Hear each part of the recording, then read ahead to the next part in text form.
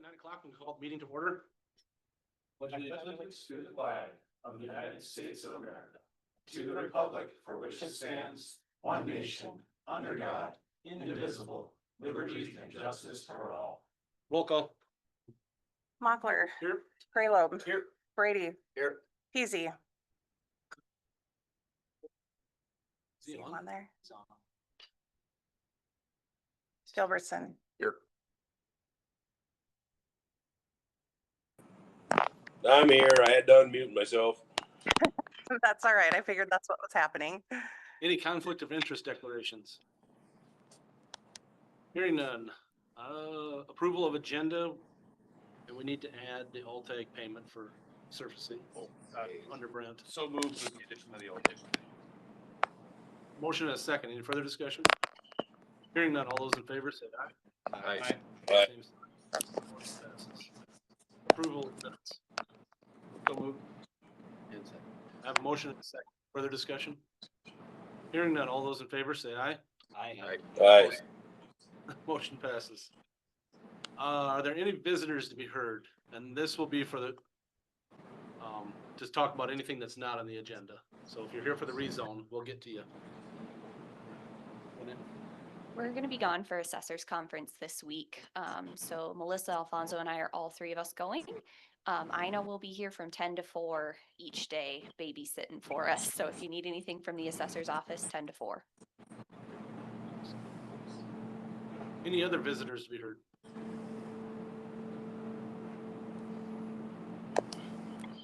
Well, it's only 9 to 2 now, so we gotta wait 3 minutes before we can actually start. So I'm gonna move down. Did everybody get to see the vouchers? Yeah. Entertain. Pay the bills. Oh, Made a motion. Second. I have a motion and a second. Any further discussion? Hearing none, all those in favor say aye. Aye. Aye. Motion passes.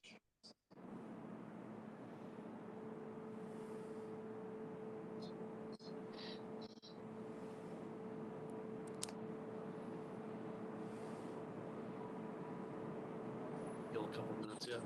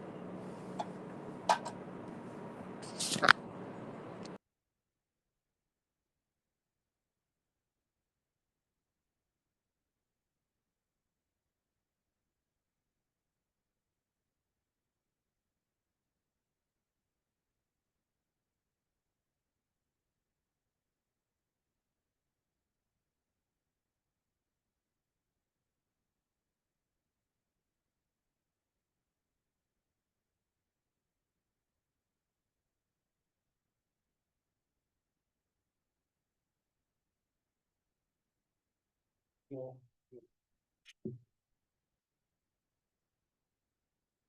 you ready to start? Yeah.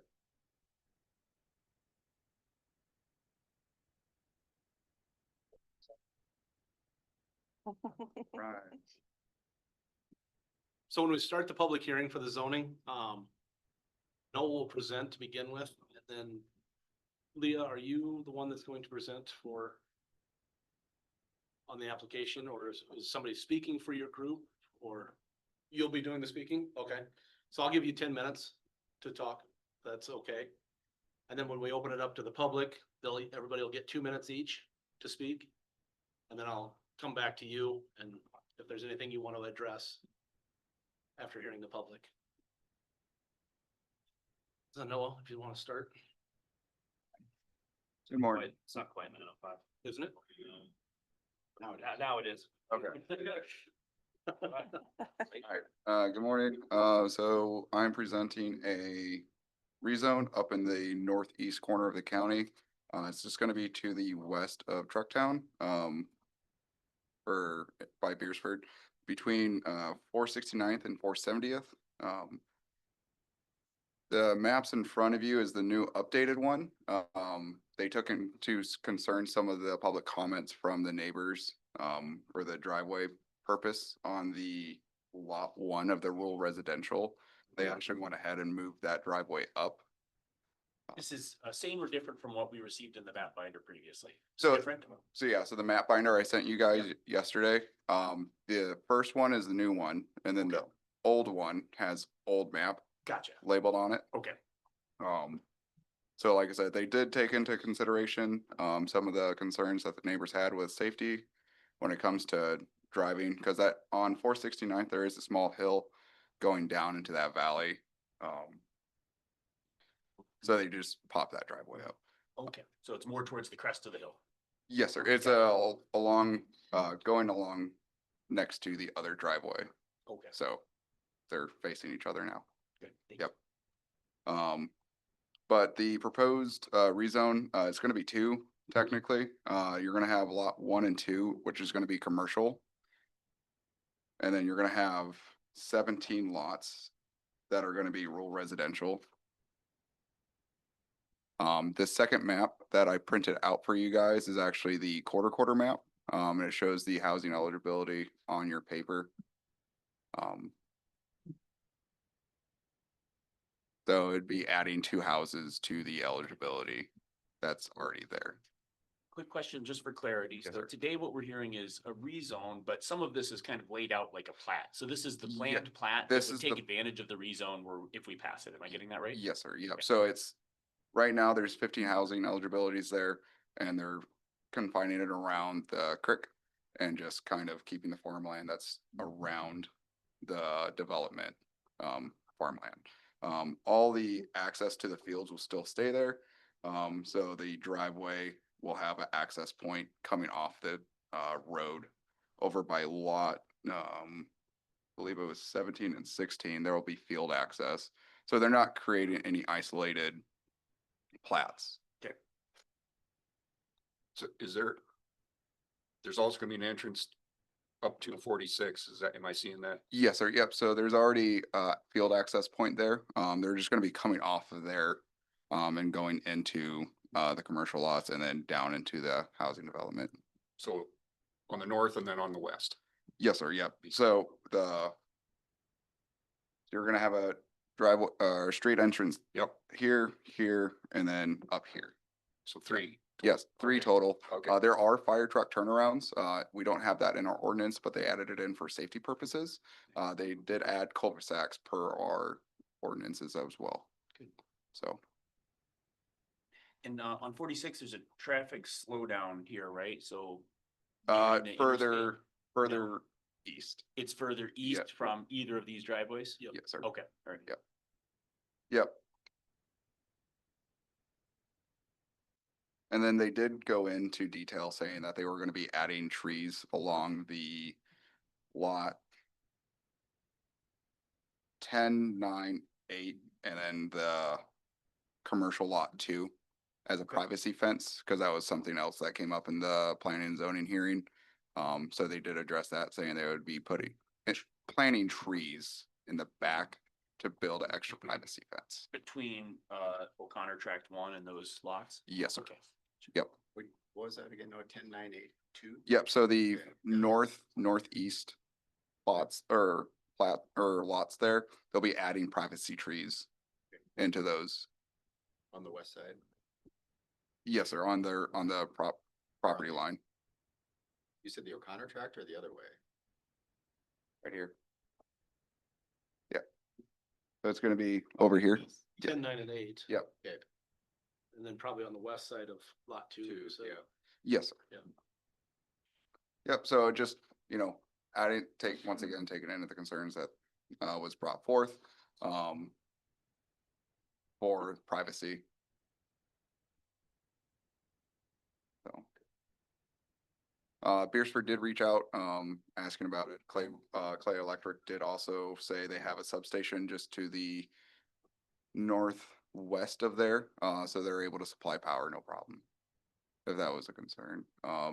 The planning and zoning person reached out yesterday during the middle of my travel, so apologies, I can't get an email from him. but they are looking for the school purposes, in a more cool, we can bring in some more taxes for the school district of Beersford with this development. The city doesn't have any plans to annex or reach out. No. So when you actually look at the Beersford, future land use map, they don't have any plans to move, west Okay. past the interstate, mainly because it's, will cost a lot of money. Yeah. They said, however, if, I mean, a multi-million-dollar factory goes up, I mean, different story. But other than that, yeah, I mean, it's just kind of rezoning, using the pasture land that's there along the creek, keeping the farmland. Yeah, pretty much it. So it's a somewhat irregular boundary. There's some existing housing that is not included in the rural residential. So there's kind of a cutout in a Yep. couple different places. So is that based on discussions with those landowners and their desires, or what are what was the reasoning there? For Of the, restricting the rural residential. So I mean, I can imagine this maybe being a rectangle that went all the way up to the road, or something like that. oh, okay, so You know, the you- irregular shapes, yep, so they're, Yep. once again, it's more or less just following the creek. Okay. And then because you're following the creek goes wonky ways. You know, it's gonna look a little bit more wonky in layman's terms.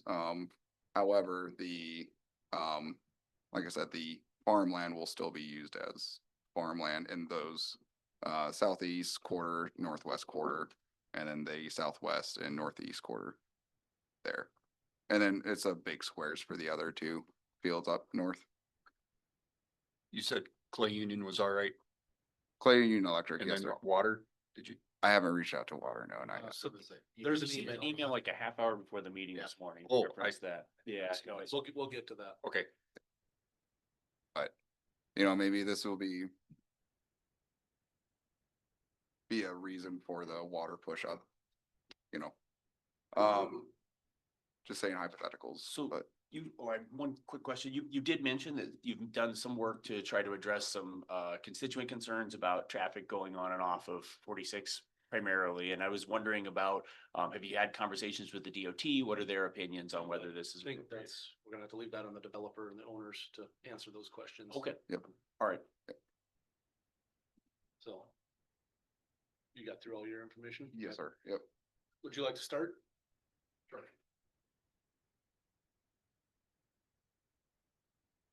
If you could give us your name and address.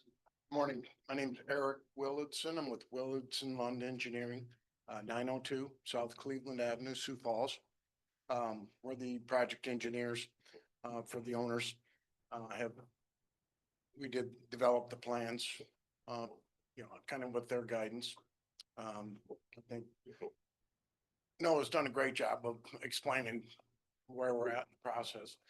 There were some questions that came up in the planning commission meeting. A lot of them dealt with drainage, the creek, and history of flooding in the area. There is a national flood insurance rate map for that creek in that area. So we know what essentially what base flood elevation is for the 100-year event. And it would be our recommendation. We'll recommend a minimum ground elevation on all of the lots. And would probably recommend what's kind of typical, Lincoln County, a number of towns around here is that the minimum floor elevation or entry elevation be 2 feet above that. And we'll certainly recommend that, whether that's something that you guys can enforce. I guess that would be up to you. We do have reached out to DOT and they're aware of the project. Like I said, we're not opening any new approaches, but there would be a change in use from field approach to the rural residential. So we will have to go through a process with DOT to get those approved to access to the highway, the change in use. But with that, I guess, like I said, I think Noah did a good job of explaining what the project entails. And I'd be happy to answer any questions and respond to maybe some of the constituents if they have questions as well.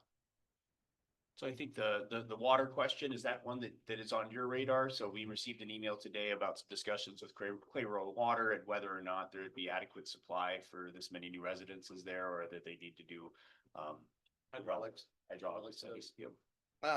And we'll certainly work with them on that, but I think there is adequate supply, so I think we're in good shape. Well, and on their email, they're not quite sure of that. Well, we'll look into it, I guess, and I guess if they can only supply 12 houses, you know, we would look at reducing it. Or if there is a intent to upsize the line or, but we'll certainly work with them. I would expect this isn't gonna spring up overnight. It's gonna take some time to get established. And we'll work through that water situation as we go. It is rural residential. All of the lots would have on-site septic systems, typical septic tank and drain field. Our state's minimum requirement is an acre. I think all of these lots are over 2 acres. The smallest one is gonna be 2.1. Yeah, so got plenty of room. We'll have to be maintain a distance from the creek with drain fields, and I don't know if Clay County requires engineering for septic systems. I know like Lincoln County does. Do not but- yet. No, there's Okay. state law has to be followed and, Right, right. you know, we did add to our building permits that we do need to list who the certified installer is that puts it in. Sure. That's the degree of And if oversight. it's something other than just a typical drain field system, it would have to go to the state for approval as well. So with that, unless you have any other questions, I'll be here to respond. And so our decision today is primarily, is this an appropriate place for residential Rural development? residential zone. And the final shape of the plat is to be determined by some of those factors. So should we approve this rezone, then the plat won't necessarily match all these boundaries. You might have lower density if you need to in order to reduce traffic flows or reduce water usage or something like that, and you would be comfortable with that? Certainly, Okay. certainly. Yeah, I think so. Should it become necessary, you know, yeah. Right, exactly. Okay, thank you. Thank you.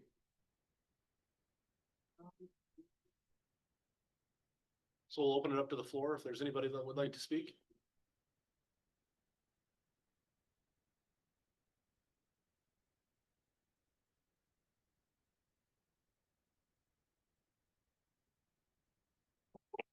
Morning, my name's Dale Neely. I live at 29736 469th Avenue out of Beersford.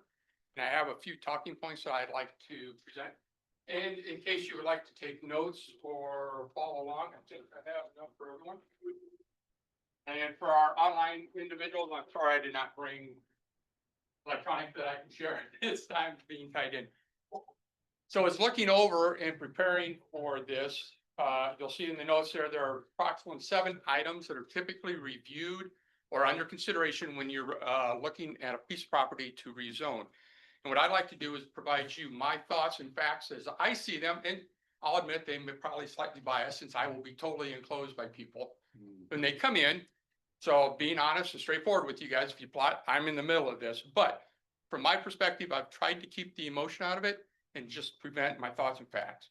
So the first one would be incompatibility with the surrounding land. And if you look at this section that this goes on, there are currently, by my assessment, 8 single family dwellings on there. Majority of them are along 46. However, of those 8, when you look at them, it appears that 3 of them, and I haven't had the time to go back and research, but they appear to be originally farm sites from back in the day that have now become and sold off and become acreages that people are using. If we rezone this and put 17 in, and ultimately those 2 commercial will probably become housing as you look at the way the road was laid out, and I apologize, I have not seen the new map or the new plan and did not have access. So this is based on the old map as I bring things forward. Those will probably be added. That more than triples the number of single family dwellings within that section of land. So does that fall in the compatibility with the surrounding land? That's a decision you guys have to make. I don't believe it totally does. And I'll move on to the next one unless you have questions. Please, if you have questions on any of my comments, don't hesitate to jump in, interrupt, and provide your input. Loss of prime agricultural land. As you look at that, everyone, at the previous meetings wanted to refer to it as pasture land, et cetera. But however, if you look at the rezoning as I see it, comparing the maps that I had, the lots 7, 8, 9, 10, 11, and 12 are all currently in corn, as well as commercial 1 and 2. So those are all row crops, especially the stuff beside me, and not having the exact plats. The others, 2, 3, 4, 5, and 6, portions of those are probably row crop right now, or the road is the access. Don't know exactly, because I haven't seen the exact laid out map and been able to go out and plot that. The additional point that I wanted to make is, as we refer to the hay ground, right? It's actually hay ground. It's been hayed for well before my house was built, because I've talked to the gentleman who's been haying it. That produced over 50 tons of grass hay last year on a light year. So it's not like it doesn't do anything to support the economic system around here. Precedent for future development. I appreciate the original map that I saw with the layout, and I didn't have a house right next to me on the one side. I had a road, which I appreciated, which was probably changing. However, if you look at the map, the way it's laid out, it's perfectly set up for phase 2 and phase 3, right? So across from lot 16 and 17, that piece that comes off of that land in the map, that's landlocked, and the only access to that field area is down the road past the front of those houses. Well, if I was a developer, I'd come back to you guys in about 5 years when everything's sold and go, hey, we should rezone that and turn that into houses because it's not convenient for farming, et cetera. And if you look at the other parts for the other lots that come down off of 46 and around, the way that road's laid out, it's very easy to turn that into additional development and put houses on the opposite side of that road and totally expand into that. I mean, it's already laid there. Your infrastructure is going to be there. You're going to have your electric, your water. The only thing you got to do is the sewer septic and the access off the road. It's there. And a piece to tie into that is I've just found out across 46, kitty corner from what would be lot 1. Now that's on another piece of ground. That was surveyed earlier this week and been sold, and they're going to put a house in that hayfield right at the bottom where those 2 creeks feed in and go across the road. There's a hayfield there, and I've just been told that that was sold, and they're going to be coming looking to put a house on top of that. So my point to that is that it's going to expand, whether we like it or not. If this gets approved, I see it coming in 20 years. That'll all be houses. I prefer that it didn't turn into that. I believe if you don't have any questions, I'm going to jump into 4, and I'm sorry I'm rushing through this, but I'm trying to keep inside of my 2 minutes and give other people a chance to talk. Infrastructure and strain, you've already kind of touched on that. Road use, electric, water. I appreciate you looking into that. The school system and the emergency services out of Beersford, right? Because we're at the way in corner of the county. If I call 911 and I'm waiting for Vermillion, it's way too late. We know you're going to tap into Beersford. We got to make sure that they're able to support all that for fire. There was a grass fire earlier down the road from us, about 1.5 miles, and they even had to bring in Centerville and Beersford to handle that. So, Because that's your that's your emergency district anyway. yes, but You wouldn't be waiting for Vermillion. nope, totally understand. Thank you for that clarification. However, those fire districts are ready to handle additional 17 houses in commercial. Just to keep it fair. Traffic and safety, you've already touched on that. I appreciate that.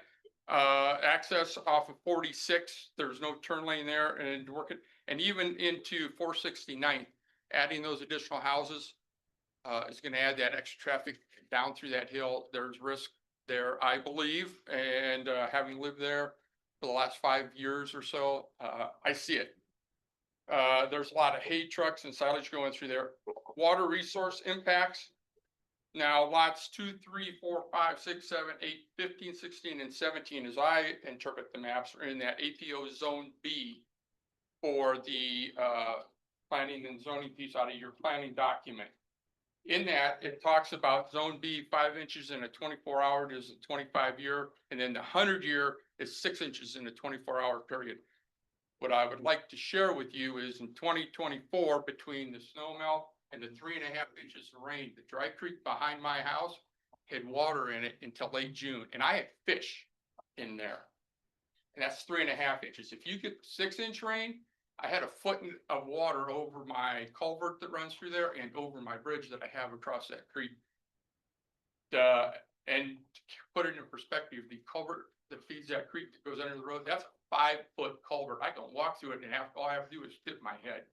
So it's planned for a lot of water. When you add additional housing, you know, there's gonna be parking apron, and everybody loves an outbuilding. So now these are giant areas that are not gonna absorb water, which is gonna add to that runoff to fill that creek.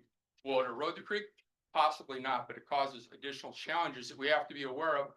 And looking at your guys' documentation, it is above that aquifer, right? It's the Niobrara loam stuff. How does that impact the aquifer by putting in all those septic tanks in above that with all that additional water? Don't know, I'm not a hydraulic, fluid dynamics specialist, but those are things to consider. And finally, the conflict with the existing comprehensive plan. Looking at it and going through your guys' planning guide, it meets a lot of stuff there. I admit to it. The 2 acre versus 1 acre, if you look at the sewage absorption rate, there's some restrictions there to go down to 1 acre, right? Because of where that sits and where the water flows. However, I think there is some risk with the drive and the roads in 46. It's probably going to get passed. I admit it. I understand that. I mean, it's going to increase your tax base by at least a taxable value of 850,000 if you put 17 developments in there based on 50,000 on the first acre. But we got to look at the safety first. And if we aren't the ones willing to draw the line in the sand and just assume the state or somebody else is going to take care of it, we're in the wrong. With that, I'm going to give a few seconds in case you guys have any questions or comments, and open the floor back up to the other members, my friends and family. Any questions? At this time, Thank you for the thorough Thank you. comments. Yep. Thank you.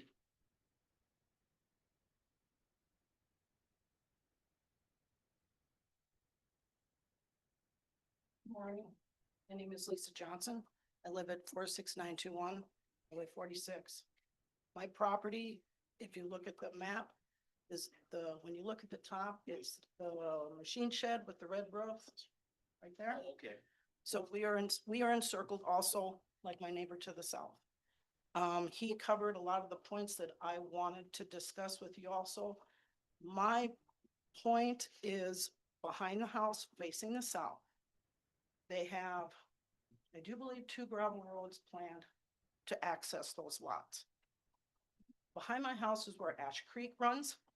That is one of the main drainages out of Beerster that goes down to the Vermilion. It does go out of bounds when there is the heavy rains. It does. On the other side of the ridge, because that basically embankment on the south almost goes straight up. If I understand the map right, there's supposed to be a gravel road right at the top of that. If I'm incorrect, I apologize. Are they gonna leave it gravel? Because if it is left gravel and there's another gravel road behind it, as we all know in South Dakota, most of our winds are out of the south. That means my deck and my house is gonna be pummeled by gravel dust consistently, almost making it unusable. Are they going to pave that? Are they gonna put asphalt on it? Are they gonna move it? I mean, this is something that directly impacts my way of life, just that gravel road, not to mention all these monolithic houses that will probably land on these acreages because they are big lots.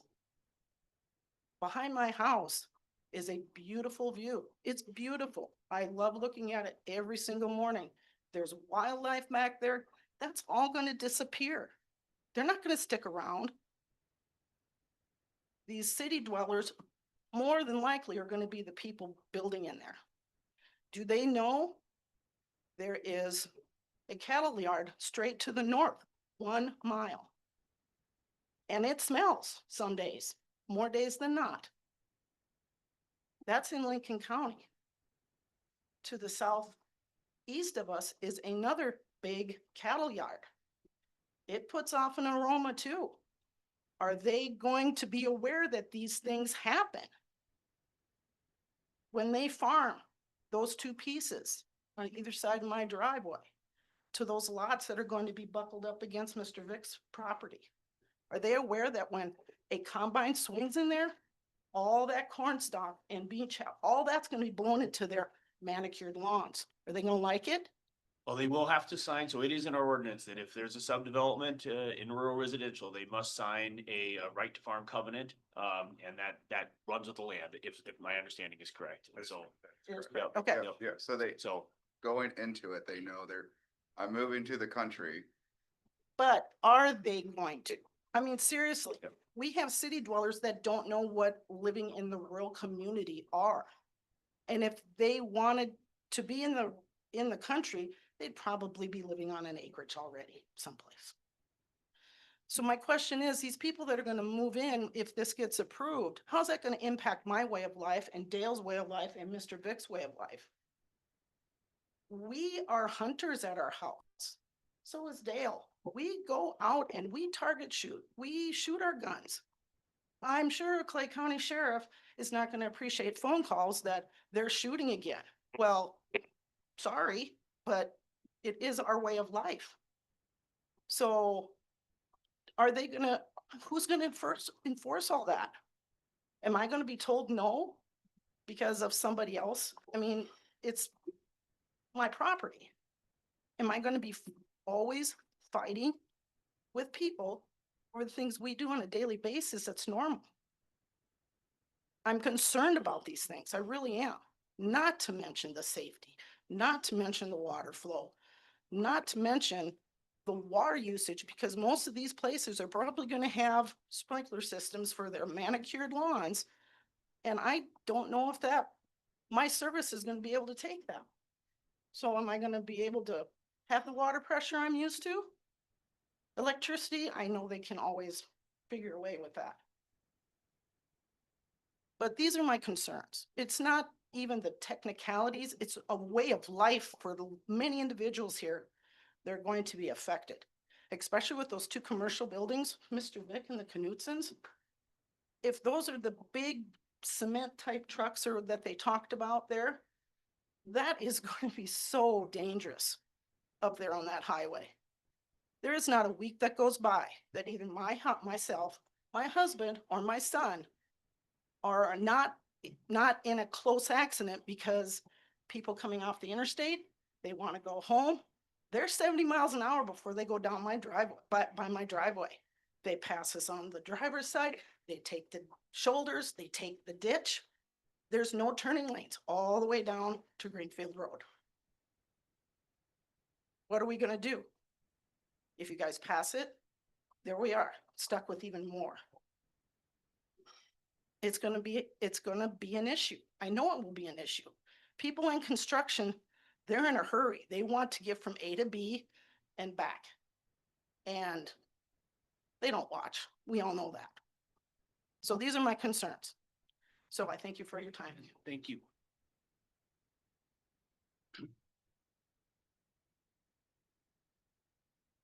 Anyone else?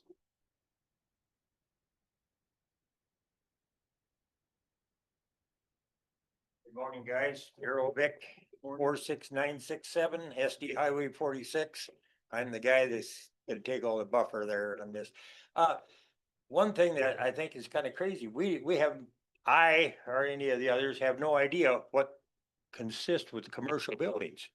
I mean, that's a broad statement, a commercial building. My edge of my house is 40 yards, 120 feet from my lot line where those commercial buildings are gonna be built. What's gonna be there? What entails commercial? I mean, what are we doing?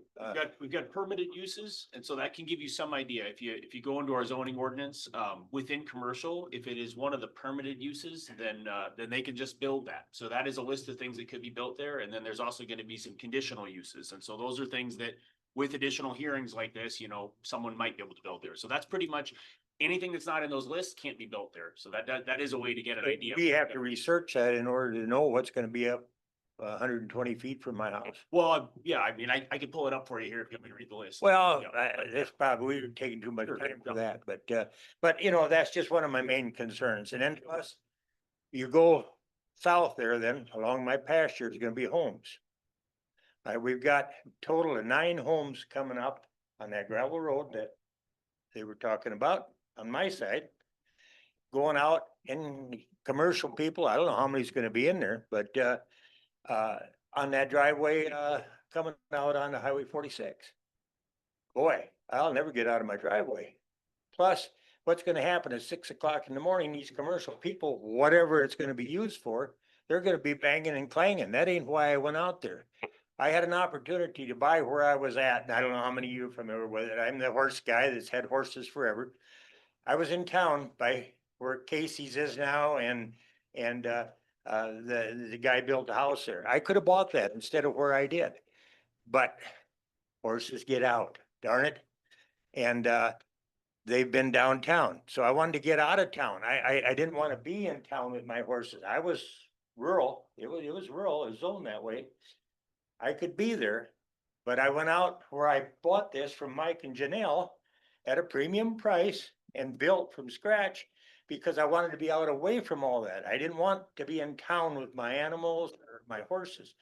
Now I see a major bunch of problems coming.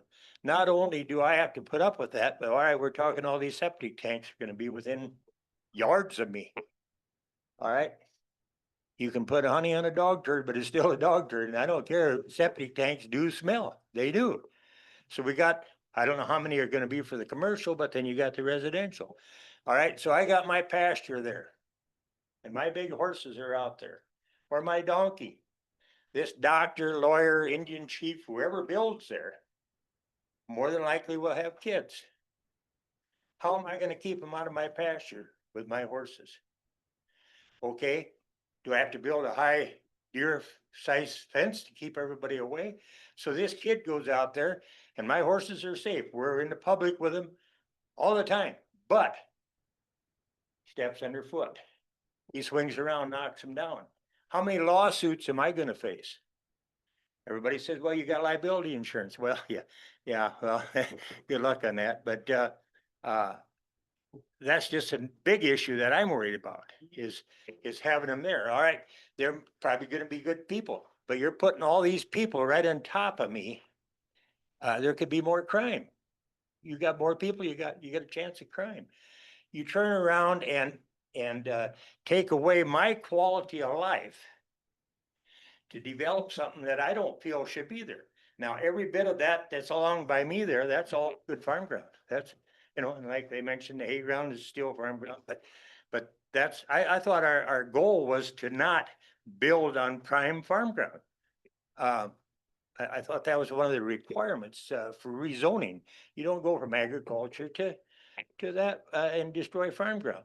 Secondly, here now, and I'm losing track of what I was gonna say, but you know, I've got the noise, I've got the dust, I've got close neighbors. Like I say, I'm 120 foot from my lot line.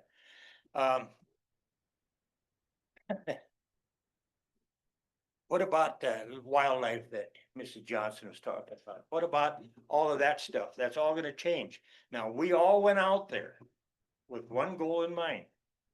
That was to be out in the country, have our animals, and be away from people. All right, sure, we're close to Beersford, that don't matter. We could be 5 miles out and they'd want to do the same thing.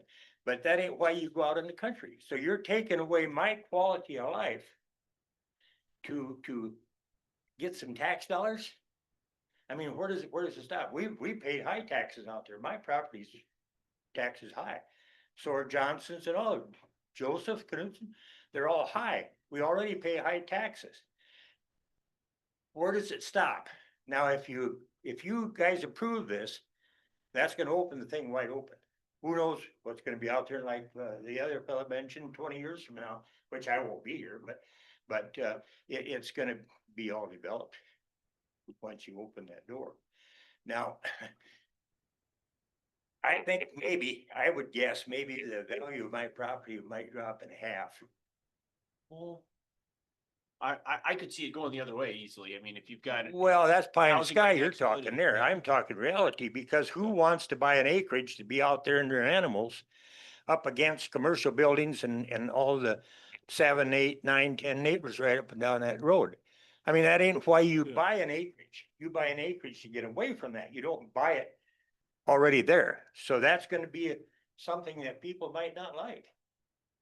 Maybe not, maybe it'll go up. I'm not a realtor. I know we got some, Well, yeah. some on the call here. Maybe they want to weigh in, but. Well, but I mean, you know, that's all guesswork. That's all looking down the road. The stuff I've been mentioning so far is reality.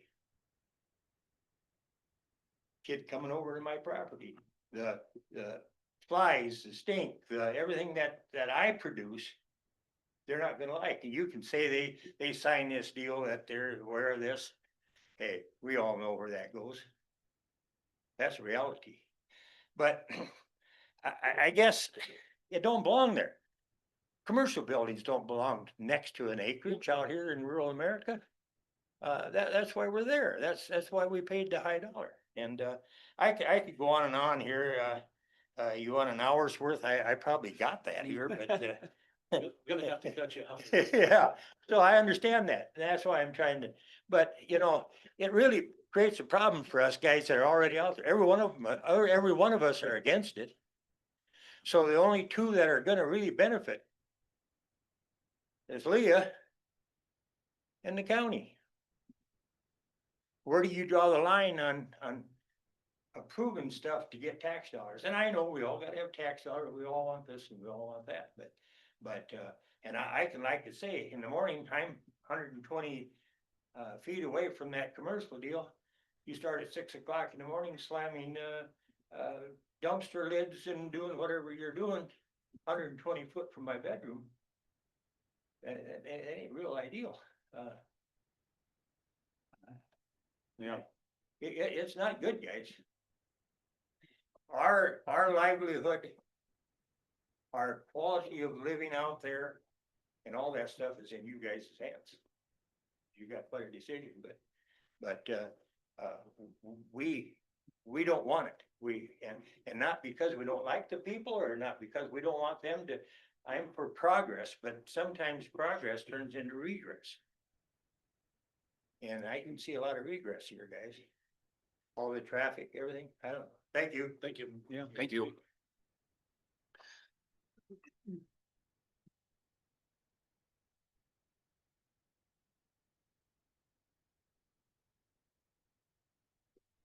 Try not to get too long with on this. My name is Patrick Gussie. I live at 29715 469th Avenue. Right across the street from where all this is kind of going on. Got a couple questions. My biggest question is my biggest concern with all this is the safety on 46. There is no turn lanes. I don't think this is I don't think this is hit home hard enough, and I'm gonna say it again. Even last night, trying to get on 469th off 12, I about got smacked because they are flying down that road. I have a daughter that's fixing to get her driver's license in 6 months. There's very big concerns. I've watched them go through ditches. I've watched them hit mailboxes. There is no turn lanes for that proposed on and off on 46. It is going to turn into a proverbial cluster. There's going to be fatalities and there's going to be accidents. A lot. That is my main biggest concern for this is safety. Because it's going to get dangerous. You got semi trucks when they hit the 65 mile an hour limit, they're rocking and rolling. You got cars. I've had cars, literally, I have my blinker on from my neighbor's yard to the intersection at 469. And they will pass me on the left-hand side. And this is becoming almost a weekly occurrence. And there's no turn lanes. So you're stuck out in the middle of nowhere. And like I said, that is my one biggest concern. The next concern for me is I'm on the bottom end of this creek with this water, how it flows, because it flows down to 46, kind of flows that way. Am I going to start getting more water up towards me now when we have those rains? There is no more 1,000-year rains. That's now 100-year rains. which in a couple years might be 20-year rains. If we add all these buildings, there is gonna be more water coming that way. Plain and simple, we know that. But that creek erodes constantly. Water changes the lay of the land. Where it bottlenecks behind me, if that starts cutting towards my place, what happens? Because you're not going to stop, you're gonna change Mother Nature, but you're not gonna stop Mother Nature. Mother Nature's gonna make it where she wants to go. You can say all you want, well, we did this and we did this. No, Mother Nature says, I'm doing this. That's enough, my other biggest concern. My last concern, I'm a veteran who lives in the United States. I moved here from Texas, living in kind of the same thing that you're trying to create, these 2-acre, 3-acre things real close to each other. I moved here to get out of that because it turned into a political, crazy snafu. I had a neighbor down there. I have cattle. I had a neighbor down there. Didn't like cattle. She didn't like the mooing. Next thing I know, I had cops being called for noise because my cows were mooing too much. I know you say you sign a letter, but it's just paper. If somebody wants to get Sue happy and take me there, they'll take me to court. I mean, that's what it's gonna come down to. It's you're laying too many people on top of each other. It's just the way it don't work that way. You know, I moved to South Dakota to have the freedom.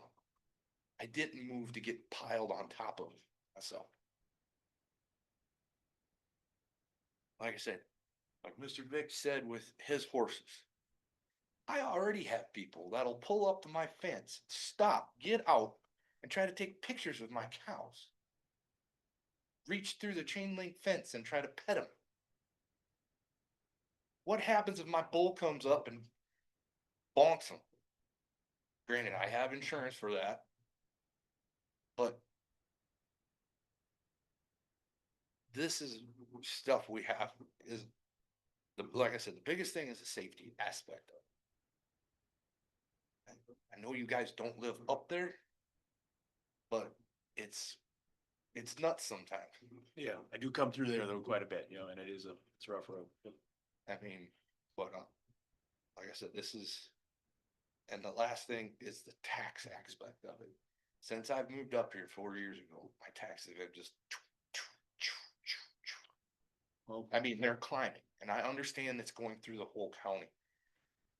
But when does it stop? And the second thing is granted, I'm paying the taxes, but I would like to see something up there that the taxes are paying for.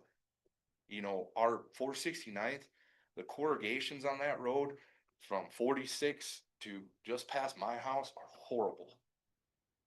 I mean, it's right. I mean, I don't care what kind of suspension you have on a truck. It's like riding in a buckboard. I mean, where is our money going? If you're gonna come and access my house and tax me more money, where is it going? I want to know, I mean, what is it benefiting me paying the taxes? You know, that's kind of another thing is, like you said about our values might go up. Well, when our values go up, what goes up too? Taxes. So it's gonna come to a point where you're gonna basically tax me out of my own house because I can't afford to pay it no more. You know, I moved to South Dakota because the taxes in Texas were too expensive. Well, we're getting up there. I mean, where is it gonna stop? And Clay County, to me, you guys have a farming. It was built around farming. And we shouldn't move away from that. It's the same thing with Beersford. Beersford was built around farming. You know, one of the reasons I moved to Beersford was because of the FFA program. We start putting more and more stuff on top of farming land, we're gonna turn into, there ain't gonna be no more FFA. It's gonna be city slickers, not knowing what cows are like. And it's just disappointing in me because I have a daughter going into high school. She has great opportunities in the agricultural world. And she sees this as a young person, as a younger generation. And she goes, this isn't right. And that's why I'm here today, to try to stand up for it, because I'm trying to teach her good morals, good ways. But if she keeps seeing this, I mean, what am I supposed to do? You know, and like I said, when I moved here to South Dakota, it was because of freedoms. And it's going away. Many people moved here for those similar reasons, which is part of the reason why folks are demanding more houses, so, yeah. Well, It's challenging. you can only put so much in until the dam's gonna break. Yep. Thank you. Thank you.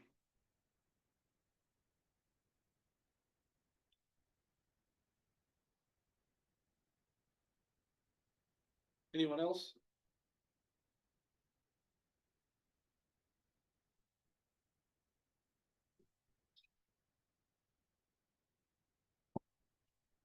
Yeah, Mike O'Connor. I know the property very well, been I farmed it for a good number of years. And we're not gonna change anything with Ash Creek. Development is gonna happen whether we want it. There's so much benefit to the town of Beresford, the school district of Beresford, the county, the townships, and people, you know, look at what's happened in Sioux Falls or Minnehaha County. We can't stop it. And, you know, it's just an opportunity. But as far as the issues, everybody can say what they want to say. No matter what we do, nobody is going to be pleased with anything or everything. But the fact of the matter is, this farmland that we've heard, we're talking about minimal, and like I said, I farmed it and owned it. But we're talking about minimal. And the part that they're talking about building on is very, very poor grassland. If you want to see it, come up today and we'll show it to you. It isn't worth cutting this year. Some years you get a little rain, it is, but it's not farmland. It was pasture land. And minimal farmland are we taking out of production, mostly for the infrastructure, the road. And with that, I'd gladly take you up and show you what we're looking at. Thank you. Thank you. Thanks, Mike. Anybody else? Hearing nobody else, come back to you.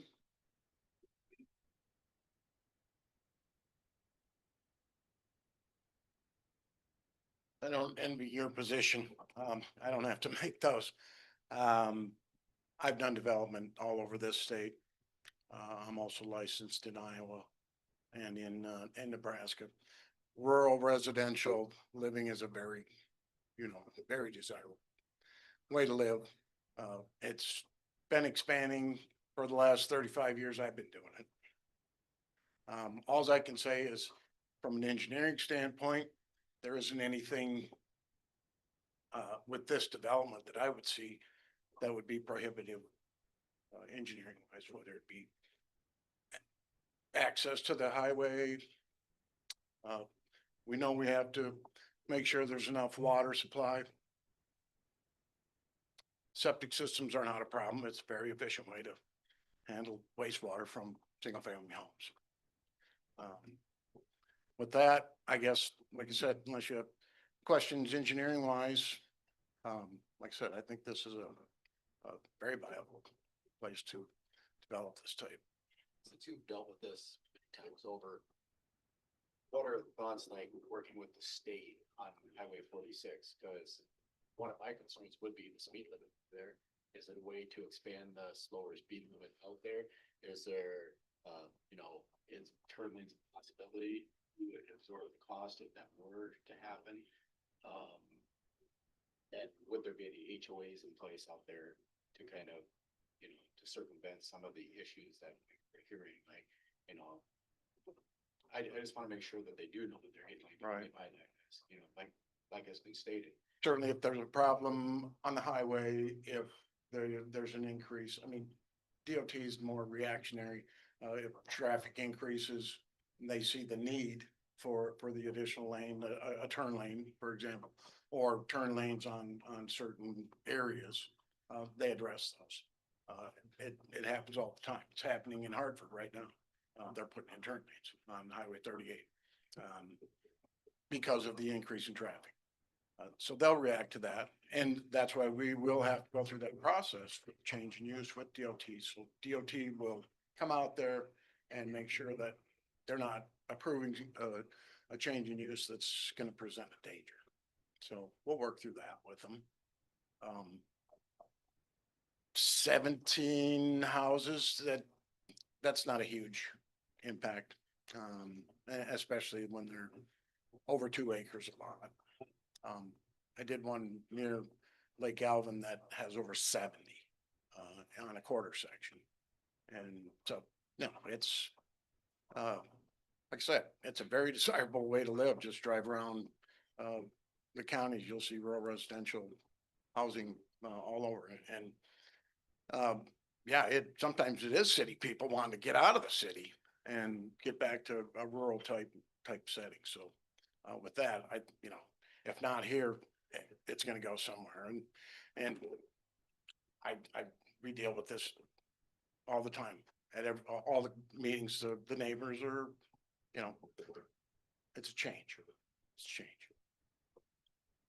So thanks. I've got a question on the commercial lots. What type of businesses are gonna be in there? I don't know if Troy said this too, but I actually have a rendering if you want to see it. Yeah, I saw that. I gave a You copy gave it of to that. him, the building that. Oh, the building, or what type of? Rent. I mean, So when I, the market bears. yeah, so when I talked to Troy, he said it was gonna be rental spaces. So if a company needed a place for their secretary to be, and then for them to park their van at night, they could rent out that office space. They could have a spot for their secretary to take orders and stuff like that, and then also load up their van. So if you actually look at the picture, it has the garage doors there for the vans to pull in, and then the secretary door. So, I mean, just offices realistically at this point is what I'm looking at and what I've been told. So nothing. But that could also change. With the. Right, I mean, We should probably just right. assume it could be any of the things on the permitted use. correct, but as of right now, their intent is to put just offices, And which you're is doing permitted. this in 2 separate rezones. That's right. This is one not a for rural plat. Residential, Yes. one for the commercial. Yeah. So Oh, yeah, so one's rural residential, one's commercial. Just Yeah. because, Deal with them separate. yeah, cause what, they are very much those separate things, just cause, I mean, rural residential is rural residential, commercial is commercial. So it wouldn't be fair to Yep. bundle them together. No, we're not. Yeah, right, no, that's why I presented it as two separates. And it is gonna be, concrete for the commercial lots. Concrete. Or, yeah, like, it's gonna be, concrete parking, Okay. yes, sir.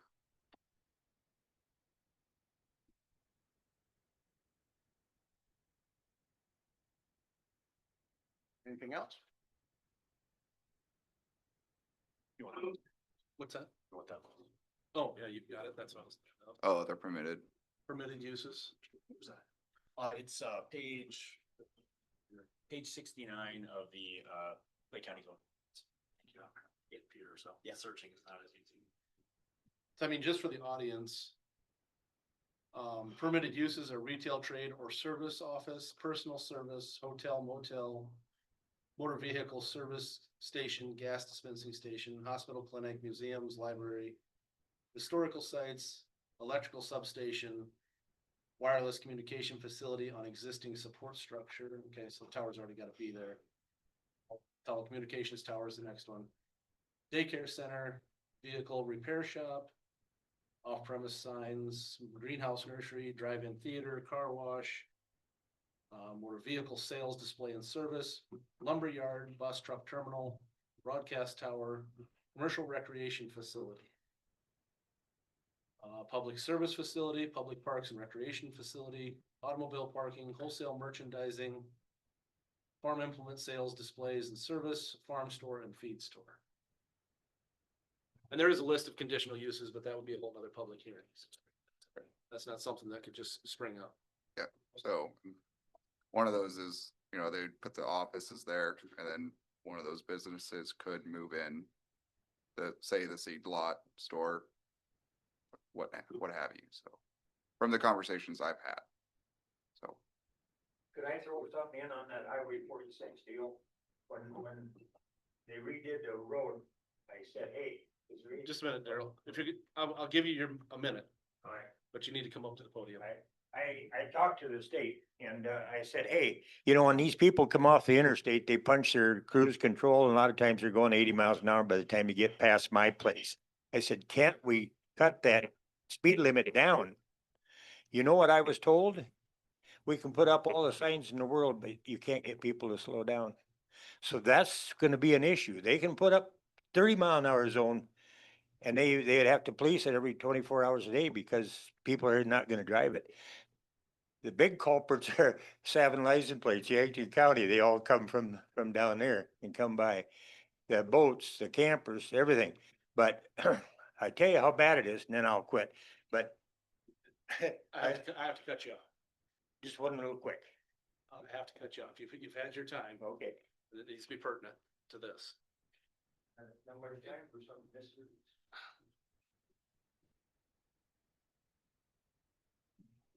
I did get in contact with DOT. They said once it gets, if this was approved, a speed study would be done. But they're not gonna do a preemptive speed study yet. Cause if it's not approved, why do a speed study situation? So I did reach out to them. That was a conversation I had. If you talked at all about turning lanes or anything like that. No, mainly the speed study, just cause they said they were working on the, turn lanes. So, but yeah, my main concern, you know, once again, came from the planning and zoning meeting. I called about the speed zone. If it was, hey, these houses are getting built, can we get a speed study done? Let's go ahead and start doing that. So once again, it's a reactive, not a proactive, because if nothing's built, why am I gonna lower the speed limit to say 55 like it is on all the other areas around the county? So. But I've also sat here long enough, just, they're not gonna lower the speed limit there. I mean, it's not gonna happen. I know, it was a conversation I had, just wanted to. The conversation was had with the DOT. Yep. Or the speed. Because the reality of this development versus the traffic on 46, they're not gonna look at this as I mean, it's an increase for everybody who's sitting out there and has to live by it. As far as the state's concerned, they're not going to see this as It's not gonna change the flow on 46 substantially. no, not It'll enough. change the turning traffic on and off 46. but not-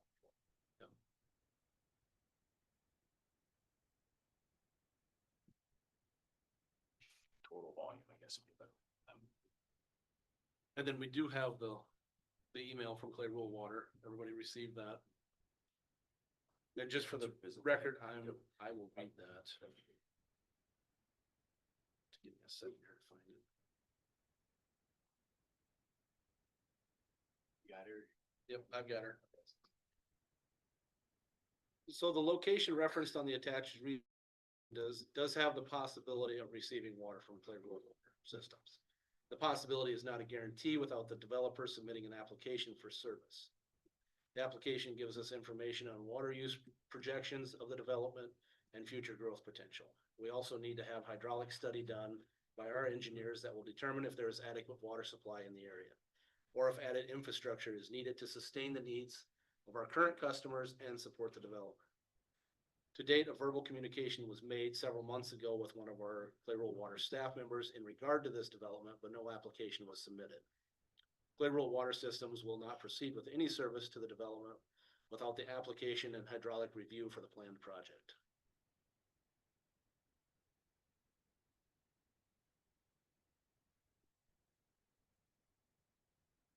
So for me, and I'm gonna.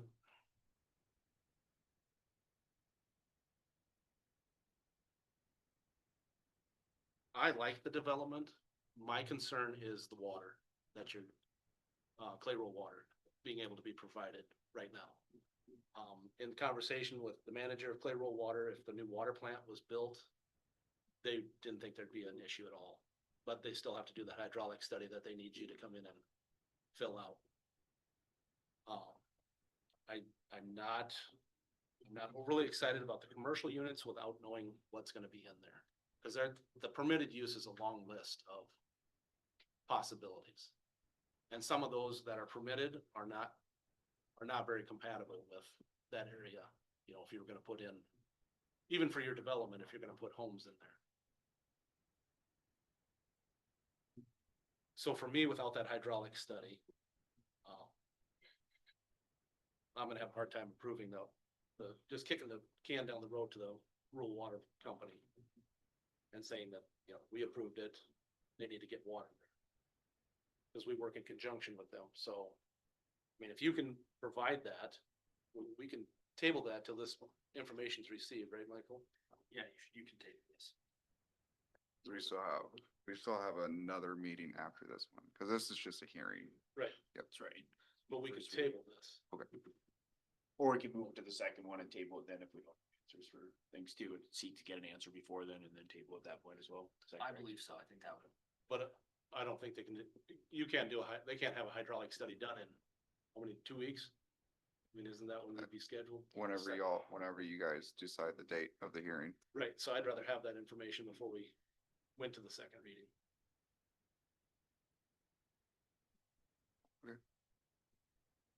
So, Personally,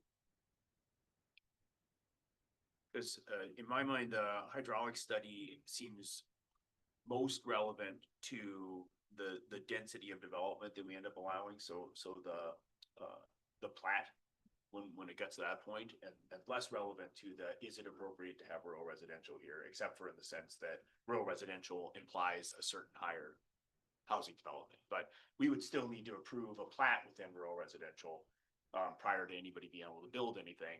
And that seems very relevant, the actual plat. So if we could do a study on this plat, but there also have been a few concerns raised, that, and the expression made that this could be adjusted to address some of those concerns. So I guess I'm just wondering at what point in the process is that most appropriate? I totally agree with the now, concerns, but. to figure out if 17 houses can be there, or Okay. if they can even. And then just go with this plan and see how that works. I was gonna say, defer to Glenn, who served on the board for a while. What is your past experience? In the past, if there was a single family home gonna be built somewhere just on an acreage, we would typically just hook them up.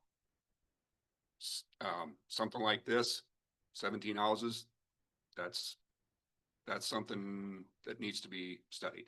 So even when people wanted to build a house and maybe have some livestock, we'd have to study that too, because obviously your usage is a lot higher. So something like this is, I think it should be a requirement that we do a study. So not we, Clay Roll Water. Right.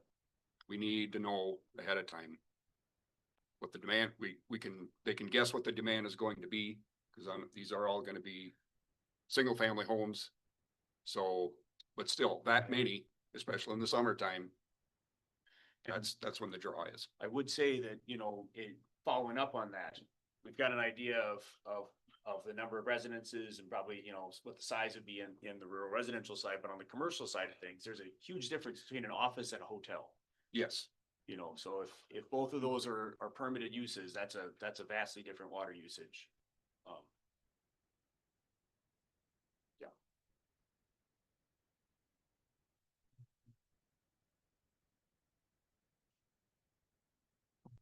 And once they're permitted, we don't really have a lever, I think Right. that they would need to, if they're gonna have a hotel, they'd have to have a septic system, I suppose, that would fit within the boundaries of that property, which sounds pretty far-fetched, but. No.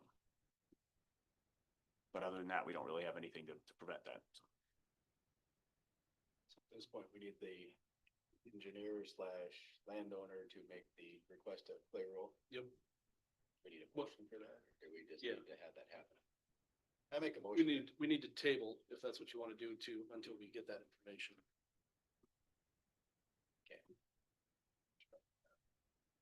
Yep. I'd say we table this conversation until we get that information. Second. I have a motion and a second. Any further discussion? Hearing none. Is this, we need to roll call this one, Carrie? Yes. Roll call. Mochler, Yes. Graylobe, Yes. Brady, Yes. Gilbertson. Yes. Is TC still on? Yes. Yes. Okay. Motion passes. It's tabled until it gets the required information from Clear Rural Water Systems. And then we've got the rezone for the commercial property.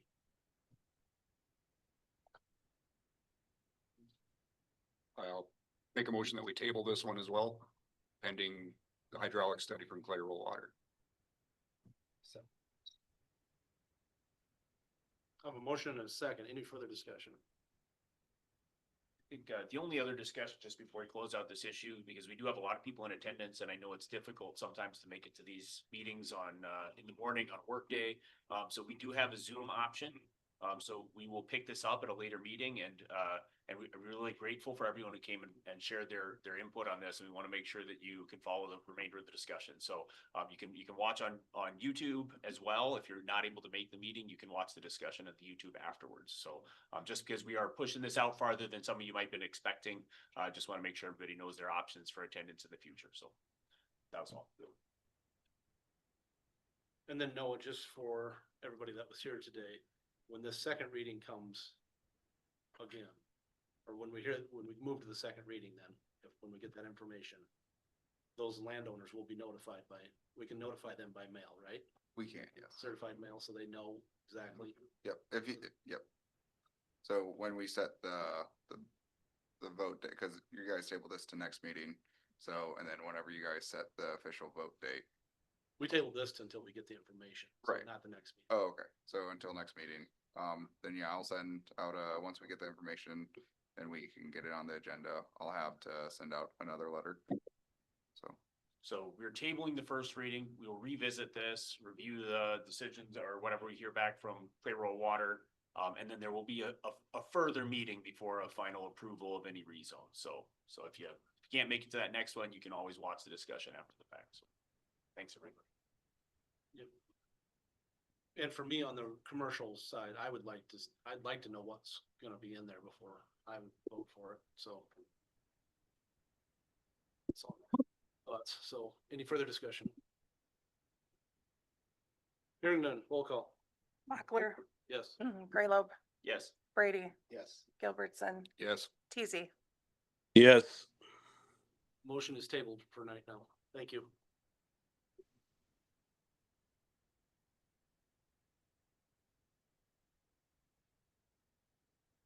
Clarification for me. This was still considered the first reading, the next one will We- be the second. We have tabled the first reading. So the first reading has not been completed. Yes. Yep. Yep. Yep.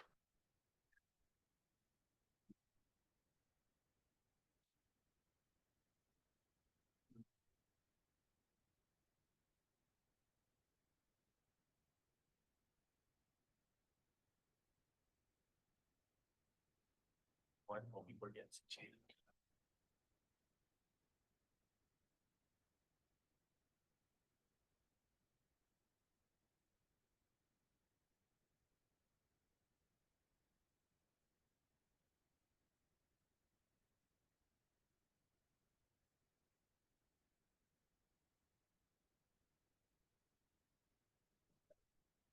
That's what you're saying. I didn't bring my laptop. I should have. Stretching now. Yeah.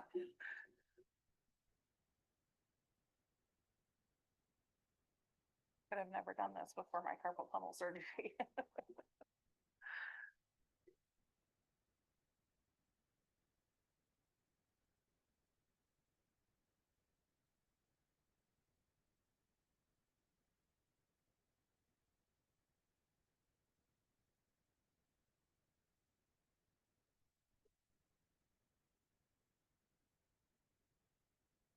Thanks, man. Down in the basement. Yeah. The rest should go fast.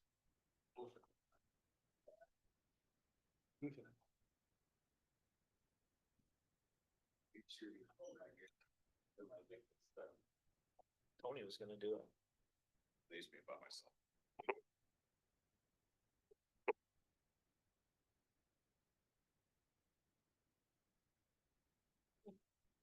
They're not giving them away yet. What? Yeah. It's about how much I'm out. No, how much it went down. Yeah. I wish. Oh, jeez. Consolidation of the ambulance industry gets you, right?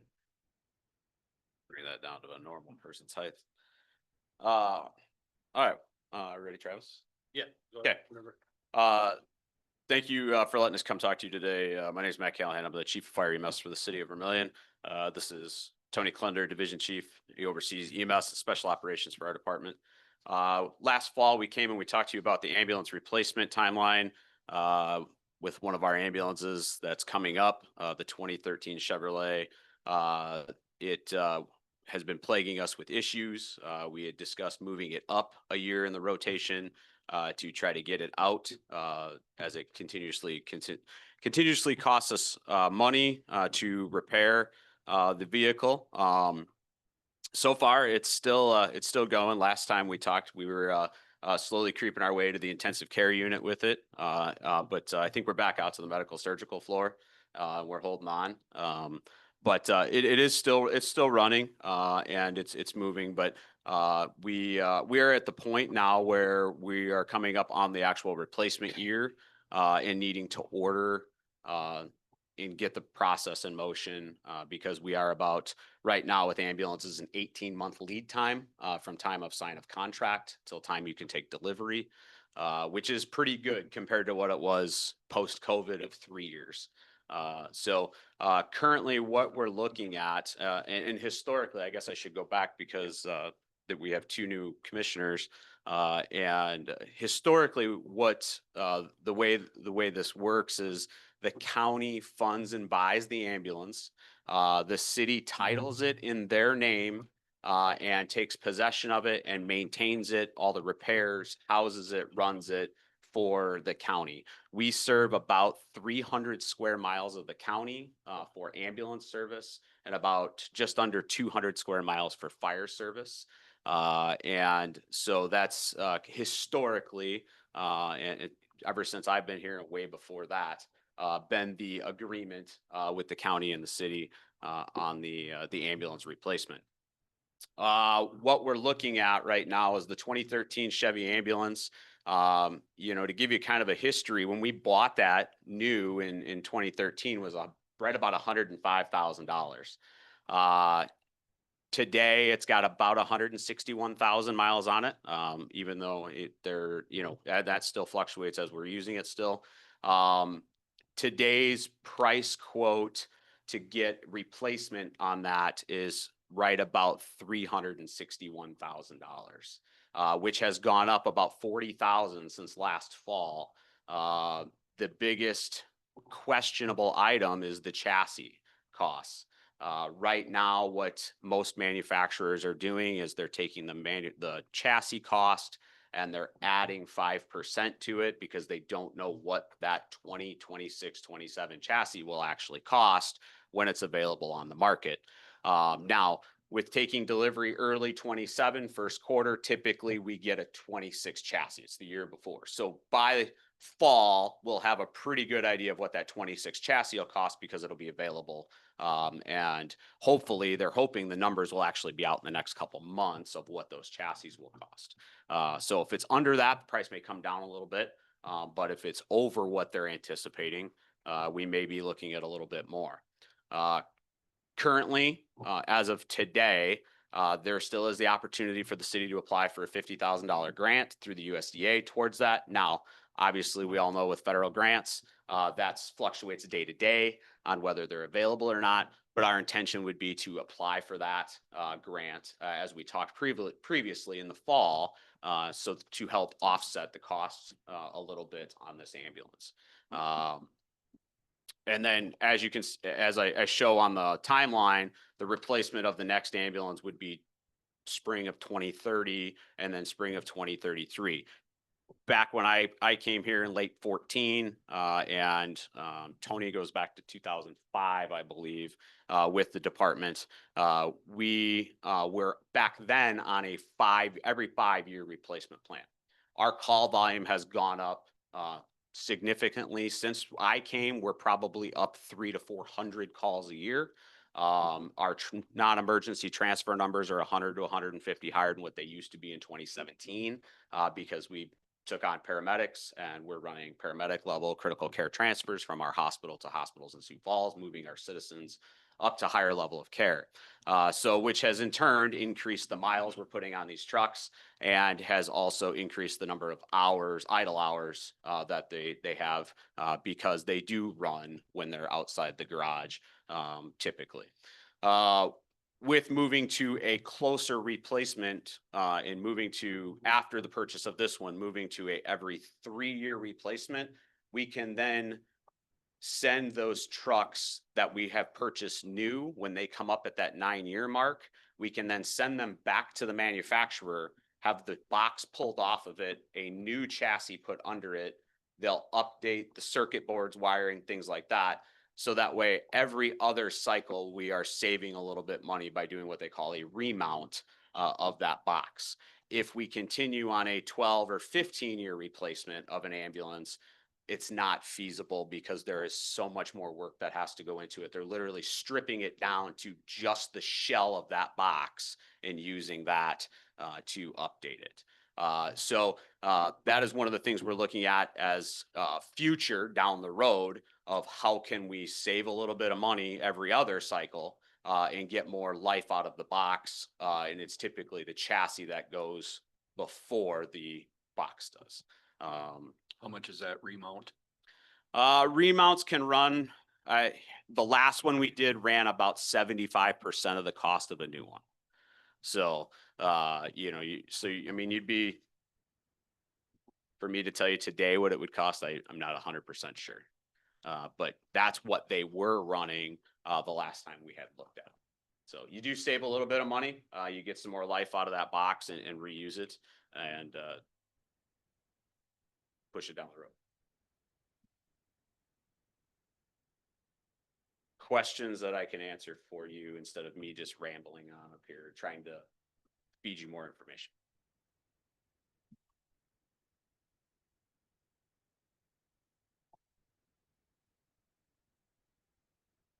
I know I've asked this before in the previous ones, but Yes. Is this one gonna be a diesel or do you stay away from those?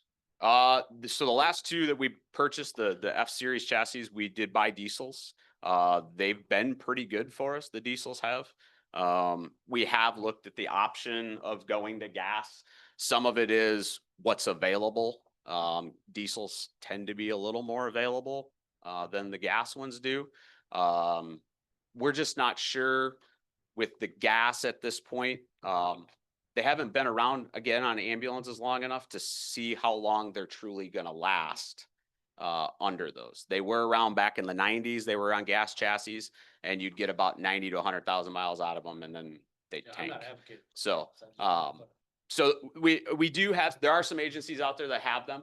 Mitchell has switched theirs over to gas. They said they haven't noticed a big difference, but they've only been maybe 5 years on running gas ambulances up there. So I don't know if there's enough data to go out and talk to people and be like, hey, is gas really effective? We do know, talking to those agencies, you do use more fuel running the gas than you do versus the diesel. And you get more life out of the engine. But on the F-550s, do we just automatically stay with the Ford? Or do we see what chassis is available? Ford has the best reputation under ambulances. We've never really,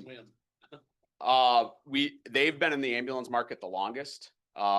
Chevy came into it after that. The one Chevy that we've owned, we've had a lot of issues with it. And then we've never looked at Dodge. We've never purchased a Dodge at the city that I'm aware of.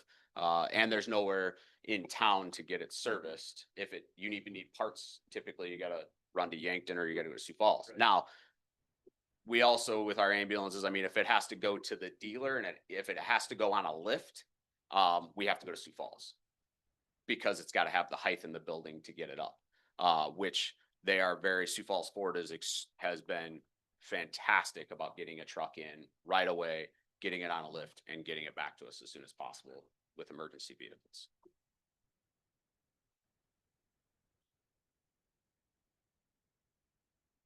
So are you wanting us to make a decision to order one right now? Is that what we need to do? You have 30 seconds. No, I'm just kidding. We wanted to come and talk to you. Do we need to move forward sooner than later? Yes. Because we need to finish the spec process with them, which Chief Clunder's been working on diligently with the ambulance representative who built our last one that we got in 23, which we're very happy with. There's just a few minor tweaks that we're finishing with the box. And it's nothing that was built poorly. It was more of, hey, this would work better over here than over here, because we went to a new design in the back. So it's kind of like, buying a different brand of car. You're just not 100% sure when you lay out the first one. So we just have to finish those few things up. Probably won't take that long, honestly, to do it. He's got probably close to getting the final set of plans back on that. And then, it's a matter of going forward, applying for the USDA thing, getting that. But typically, in the past, what's happened, the commission has approved the city to move forward with purchase of it. The city, we'll purchase it off a Sourcewell contract, so that we don't have to go to a bid process on it. And then the council will move forward to purchase the ambulance. They'll approve it. It's been approved by the county, approved by the city, then the contract signed and placed. And when it's delivered, we see carry for check. Do you remember what we're putting away every year? I don't. I should have looked that up. I don't have my computer with me today. I mean, unfortunately, it's just one of those things we have to do, so. So I would assume you can just move forward because they have to be. Okay. And at least we don't have to wait 3 years this time, hopefully. Yeah, I mean, that's the good part. Ambulances have come down in lead time. Fire trucks have stayed steady. Those are 3 to 4 years right now on production times. And it's not just ambulances this one's up, more than tripled in cost compared to the one we're replacing. Fire trucks, to give you a sense, have doubled, tripled, and almost quadrupled on aerial ladders. So, and you're pushing 3 to 4 year lead time on those. So it almost seems anymore, and especially if we go to move to a shorter lifespan, we will buy one, get it, have about 6 to 12 months in it, and then have to turn around and spec the next one and come back for approval to continue if we stay at an 18-month lead time, which isn't a big deal. It's just one of those things that we have to keep on our radar more frequently, and it just seems like we're approving to buy more frequently, even though we're getting them at the same rotation. So Matt, just for my Yes. understanding here, if we were to order now, we would look at delivery at about the end of next year, We'd be right? Spring of 27. Spring of 27. That's what we've been. The last 2 we've taken delivery in this first quarter of the year, and so in first quarter of 27. Do we pay when we take delivery or do we pay when we order? I can't remember. I believe when the chassis arrives, we pay for the chassis. Sometimes they give a little discount. It's not much, but it's something. By paying the chassis when it arrives, then the dealer gets their money back, obviously, on it. And then when the final production, we do final inspection, and we accept the truck, then we make the final payment. Usually we have 15 to 30 days to deliver a check on that final. Okay. I was just thinking ahead towards budgeting. From the time we sign off. So yeah, you'd be looking at spring of 27 for the final payment, for sure. So this budget cycle, we have to have enough in the chassis. we'll know for everything. Because I'm doing 27. Yeah, you're right. We'll be budgeting for 26. Right. So if So we we're, have to put enough in there to get to the three, and we're gonna have to budget for 360 because we don't know about the grant. Yep. We'll have to budget enough this year, this next month for 26 to cover Right. 360. Yeah, like I said, and if that's, and if the commission is on board with moving forward, you know, we'll get in contact with Allison at the USDA and start that process, see where we're at, what the process even looks like now, to make that application, for that, so. This looks like one of those, I mean, it's one of those we just don't have a choice. Yeah, Unless you I- start using your personal vehicle. it'll be in there. Yeah. It's one of those, you know, I mean, you know, I mean, can you kick the can down the road? Yes, but it just adds to, it's gonna add to the cost. I mean, we've seen a $40,000 increase since last fall already, on it. And so I think we're, you know, by doing that, it's delaying the inevitable, and the cost increases is going to be significant. I don't think so. We shouldn't have to have a motion for them to move forward. It's something we're budgeting every year.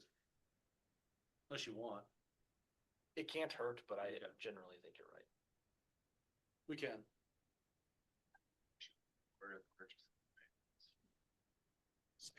Have a motion and a second. Any further discussion? Hearing none, all those in favor say aye. Aye. Aye. I forgot Dave was on there. Motion passes. Anything else? No, thank you very much. We appreciate it. So Brent.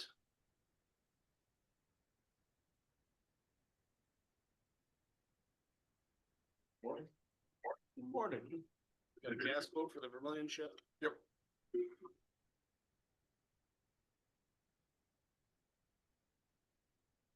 When I heard the numbers, I didn't know what Jerry's, I give it to Brunix, but I think Jerry's are just a fraction of a cent cheaper. So probably should have went Jerry's instead of Brunix there. Is it already done? Yeah. Oh. Yes.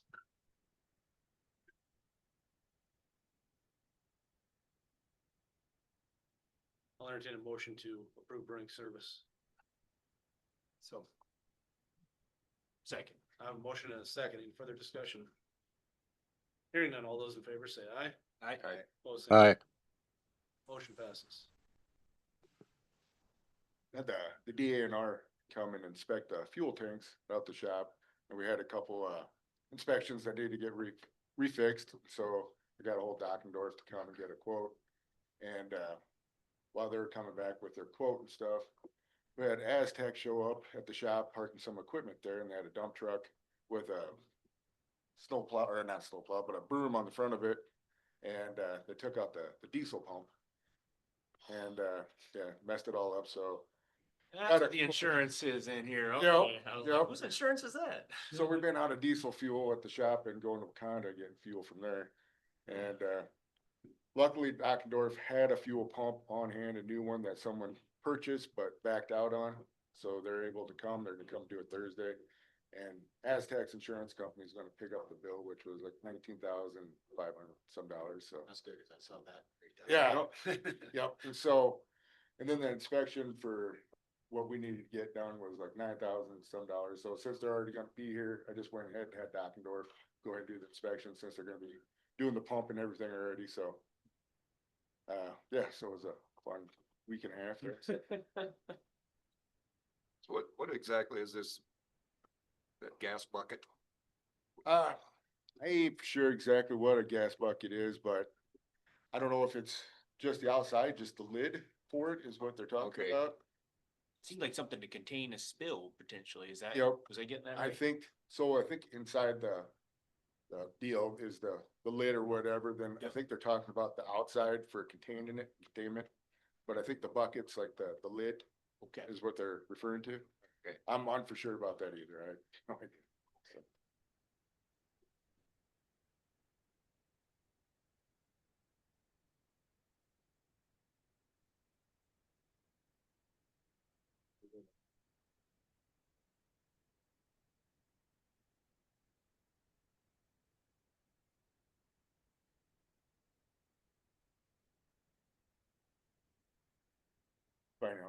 we do that check today or for that, chip seal? Yeah.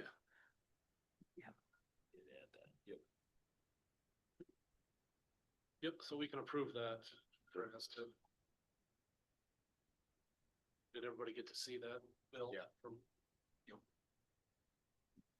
And was it getting it right that are they, is it completed? Did they Yeah, come it's in? completed. So they came in with their bid by quite a bit. Yep, Fair and then, stripers are gonna be here Monday, so everything gets striped Monday, so.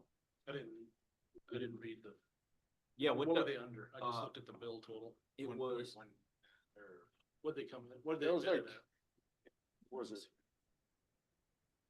Application, so they came in at 1.104494, so 1.1 million, and they had, the original contract was 1.199, so almost 1.2 million, so.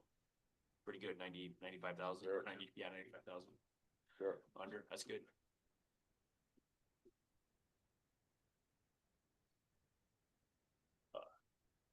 Yeah, do we need to move to Yep. approve payment on that? I move to approve payment on the Aztec bill. Second. A motion and a second. Any further discussion? Hearing none, all those in favor say aye. Aye. Oh, same sign. Motion passes. And the striping is a separate contract, right? Yep. Yeah. Anything else? Nope. Okay. Scott.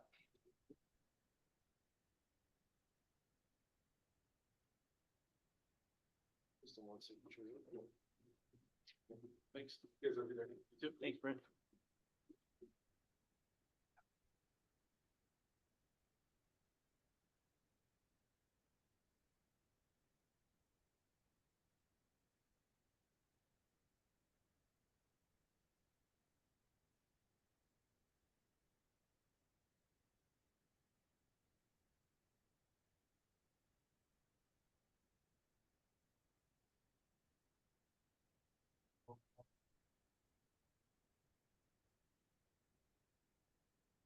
Talk about RFQ for the, courtroom security project.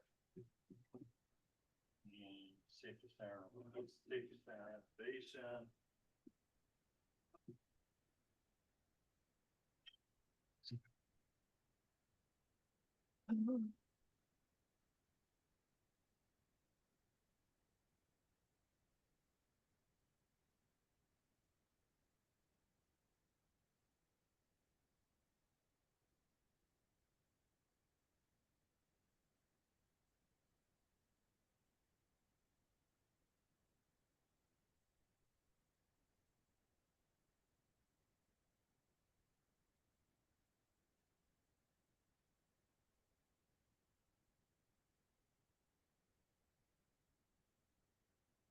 So just kind of review, sent out a request for qualification.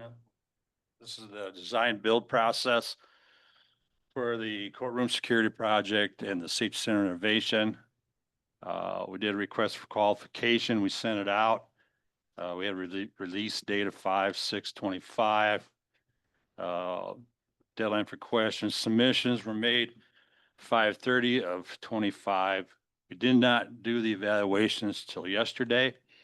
But to go over the evaluation process a little bit, there's certain criteria they had to meet. And then they had to answer questions. And then we had a scale that we rated them on. So basically the criteria basically the criteria they had to meet before they even submit anything: are you licensed in the state of South Dakota to do this type of work? I'm kind of simplifying a little bit. So,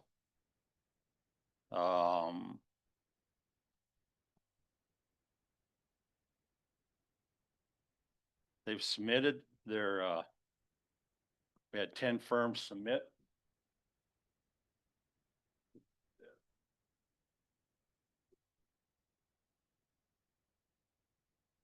We had 10 firms submit, proposals, if you will. And they're we scored them, weighted them, qualified them on experience with comparable projects. That was, you could get a weight of 10 on that. financial bonding capacities was 5. You can see on down there. We looked at managerial resources, abilities, of professional personnel, past performance, capacity to meet schedule and budget requirements, knowledge of local regional conditions, recent and current project workload, ability to complete work in a timely and satisfactory manner. So, and we attached these numbers to it. This is what we felt was important. You know, obviously the more important had a more weighty number. So then each person on the committee, and there's 5, that was Glenn, Rhonda, Andy, and myself, and then Michael is legal counsel. All 5 of us received these individual packets for each company. And we sat down as individuals, not as a group, and went through there and said, and we gave scores. So we came together yesterday. We got GPC, Henry Carlson Construction, Pitts, Walker Construction, Lloyd Construction, L&L Builders, Journey, Apex, Beckenauer, and the Design Art Group LLC. So when we sat down yesterday and got together as a committee, it was pretty amazing that out of us 4, and 3 of us were voting members, we still take the weight from the other members on the committee. The 4 of us that did the rating process all had the same top 5. That's great. So Good process. Glenn had 1 point difference between 5 and 6. He was kind of the odd man, but so, but I mean, it was kind of crazy that, and even the top 3, we all had the top 3 the same too. So that's how we based this. That's how we came up with those top 5. We decided to go with 5 versus 3. We had to do a minimum of 3. Because if we go into the next phase, the RFP phase with these individuals, and they might look at the dates and the times we're going to do it and go, yeah, we can't do that. We're committed elsewhere. We don't have the resources. So we might lose 1 or 2. So, and then the interesting thing in the top 5, that 4 of those companies are all using JLG. And Beckenauer was the only company that spec'd a different architect firm. So we can see different perspective, because JLG is probably going to be the same across the board. You know, with, Scott, I think also specs a different architect. Is that right? yeah, Lloyd has their own architect firm. Yep. So that was 2 of them that I think it's in-house. Oh, okay. yeah. So that's the reason we went with the 5. So basically we're here today because if we look at the document, we have to come to the board with our findings and then get an approval from the board to move forward to present an RFP to these 5 firms. If you want, I can go over the RFP that we're proposing. There's 2 different types of RFPs. I can go over both of those briefly if you want me to. Okay. So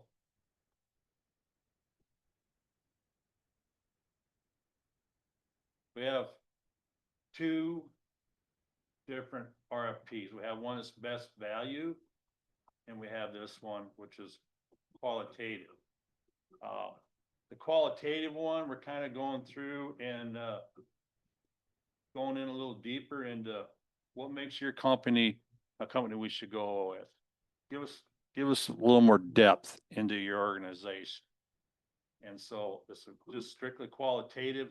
There is no cost attached to this. They cannot mention the cost. It's just totally qualitative. And then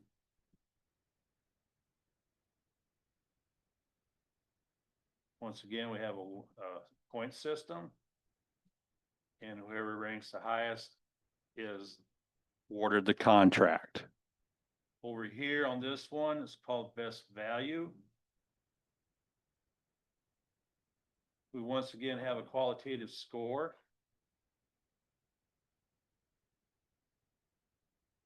Then we also have down here, section 6.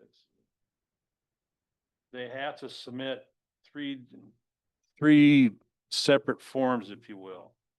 We gotta submit, one for qualitative proposal, your management plan, and then you have to do a price proposal. So you take the management and the qualitative, and that's where you come up with this score up here. Score them. You have the proposed price times the qualitative score divided by 1,000, lights out, divided by 1,000. And the firm with the lowest proposal score will be awarded the contract. We thought we'd want to go with this one because it keeps the cost in play. You know, they might be sharpening their pencil a little bit more and saying, hey, we can do better than that, I strongly agree that's the right path. you know? So these are the two options we have. Do we have to go with the lowest proposal score?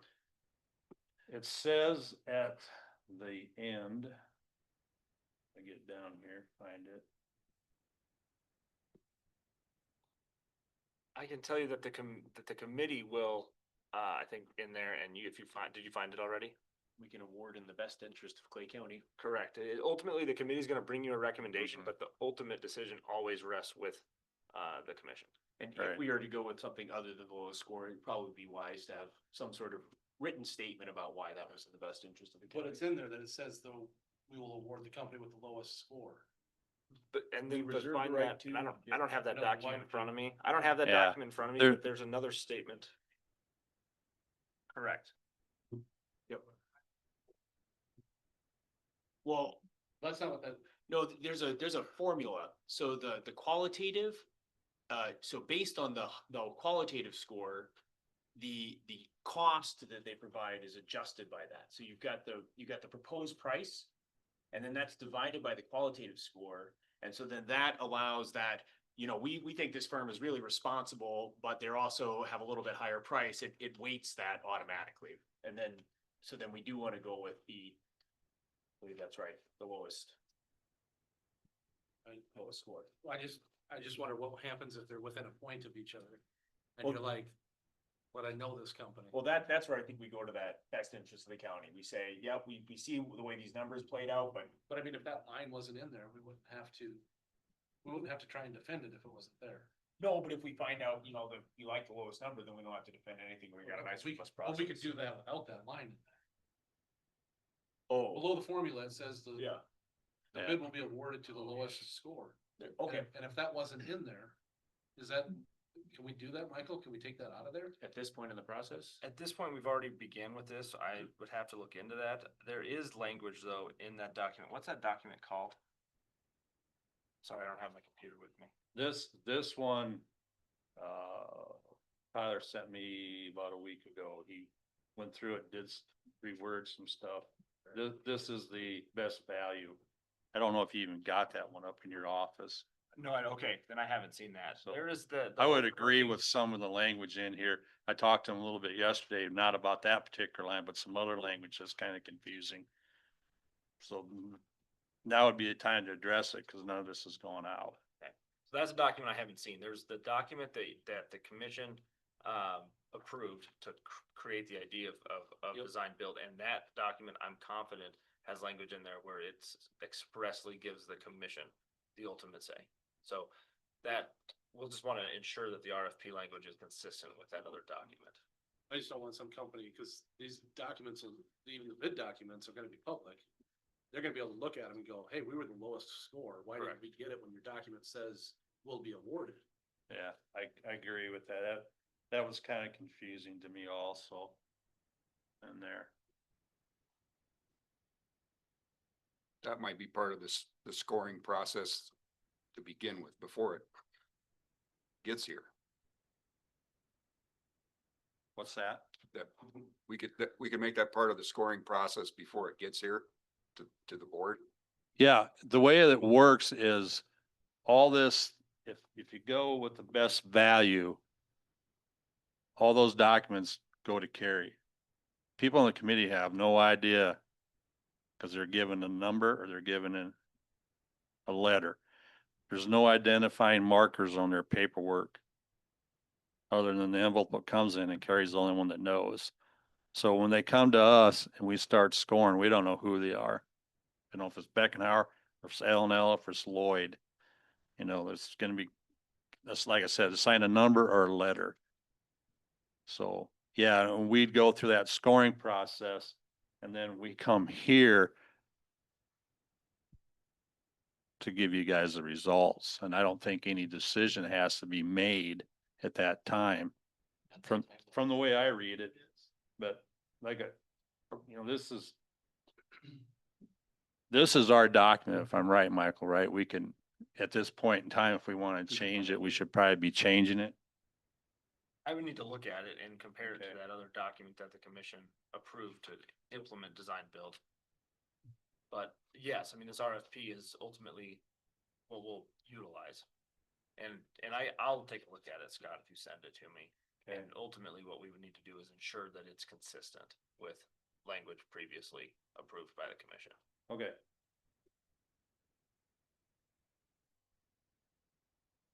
Can we go to executive session on this issue later? It's contractual, right? We can, in this meeting? Yeah. Yes. Yes.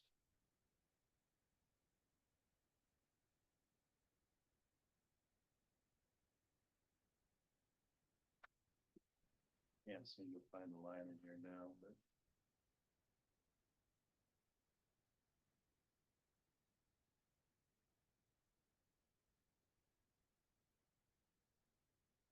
Basically, there's a verbiage in here. It says we come to the committee, to the commissioners with our findings and present it. And at that time, there's really no decision made. You just have it laid out before you. Here's the proposals, here's the scores, et cetera. And then it kind of ends in your guys' hands.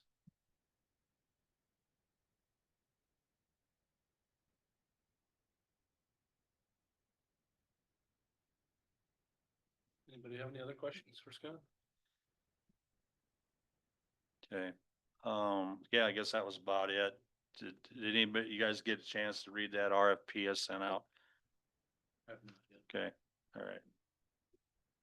Okay.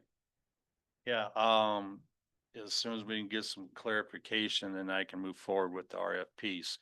So if anybody has time to look over that RFP, you just scroll down to Amendment A, I think Section 10 or something. That goes into what the projects entail. It's just kind of a descriptive of what the projects entail. So look it over, see what you think, see if I'm missing something, see if I need to add something, whatever. And get back to me and then I can make the changes down in there. So pursuant to the RFQ, section 5, the technical review committee established by the county reviewed the RFQ. That already has happened. You've got the five that were designated by the committee. So those 5 have been selected by the committee to continue with the RFP process. Pursuant to section 6, the Clay County Commission will issue the RFP to the most highly qualified firms identified during the RFQ process. So I guess maybe we should do an executive session, table further discussions for this at the end of executive session today. And that way a determination can be made as to whether or not an RFP is going to be issued by the commission at this meeting or at a subsequent meeting. That sounds good. I move to table this item until after executive session. Second. I have a motion and a second. All those in favor say aye. Aye. Aye. Motion passes. So now we've got the purchase request for the copier upgrade for the 4-H office.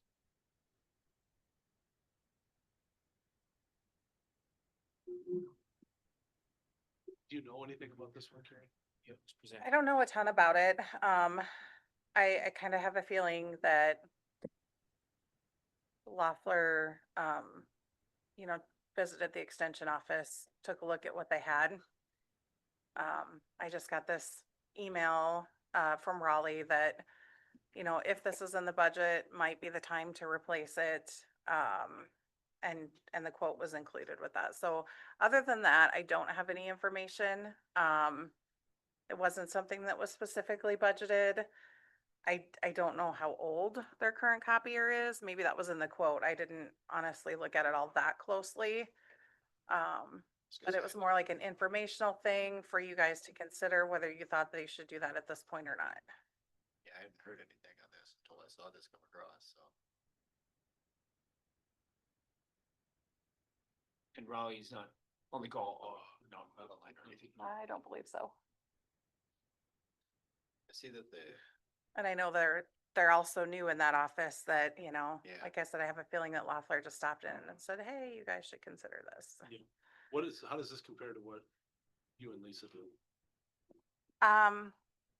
Is it even worth? I think their needs are a little bit different than our offices. I know that they do a lot of stuff around fair time and with 4-H, a lot of, you know, newsletter flyer type of things too. So I think their needs are different than ours. So I don't know if we can really compare apples to apples. Could they just print on you guys's? Now it's all networked through our office. see a lot of so, contact with the extension office. Right. Discourages excessive.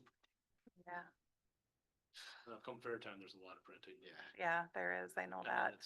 it's when the courthouse isn't open. and there's a quote for Leffler in here is that pricing expired May 31st. Yeah, I bet they. We're like, oh, we're so sorry we missed the deadline. You know, everybody's concerned about the tariffs right now. And so I'm sure they didn't want to make their quote any later than they had to because prices change and. You know, which one of these they might need, which one of these two. Yeah, I think my take on this is that this is good informationally, but without someone from the office coming and making a case for why it's needed, it's a large expense to just. I'll try to talk to him, I guess. Usually, I guess he'll come through me, but I didn't know anything about this till this came across on my way back home yesterday, so I didn't have time to talk to him. So should we just put this on the next meeting? See if they'll get an updated quote or see if this quote will be good. Will do. Until what is it, the 24th we meet next time? Is that the next Tuesday? Yep. Yeah, So see if they'll do it for them. All right, if they have to have it this year. First question is, ask them if they're having any issues. Not deal with it. You know how the sales. Well, work. and you can get parts for it, like, found out. With leases, yeah. Yeah, how old is it? Yeah. And if they could get the same deal, when are they gonna bring yours? I don't have a date yet. So maybe if we could piggyback, because it was cheaper to do them. They're here doing it. Take care of everything. Yeah. What was those are different machines. It's different, it's the setup right? though. Oh. You know, they were doing the two, it was Yeah. better deal. Delivery mileage Did and did you have that other copier price here handy? Like, is this the same copier, same price? She said they're different. They're different, right? Yeah, Mhm. okay. And see if they get I don't know what the terms were. But Lisa said you got the 5 years. yes, Okay, I'll work. on it. Next meeting. And see if they'll do the 5 years on it too. All right. Move, do we table this till the next meeting? Motion and a second. Any further discussion? Hearing none, all those in favor say aye. Aye. Aye. Same as- Motion passes. The WIC contract.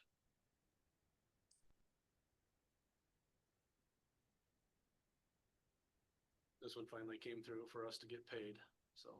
And is there an increase? So I was trying to interpret this, so total amount of funds, so I'm looking on the amendment here, this is A 1.2 G.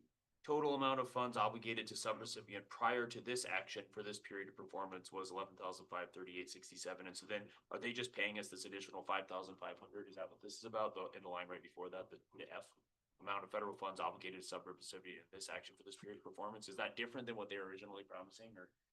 It must be. That's the only way I can read it. So we get an extra But line- 5,500? Line H is the. The two of those together?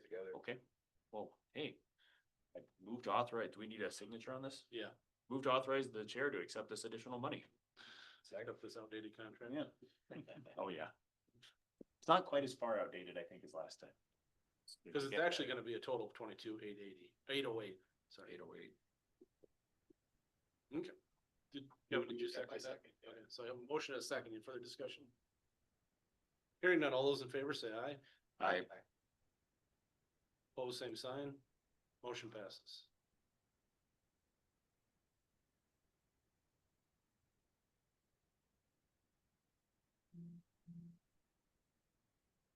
Andy.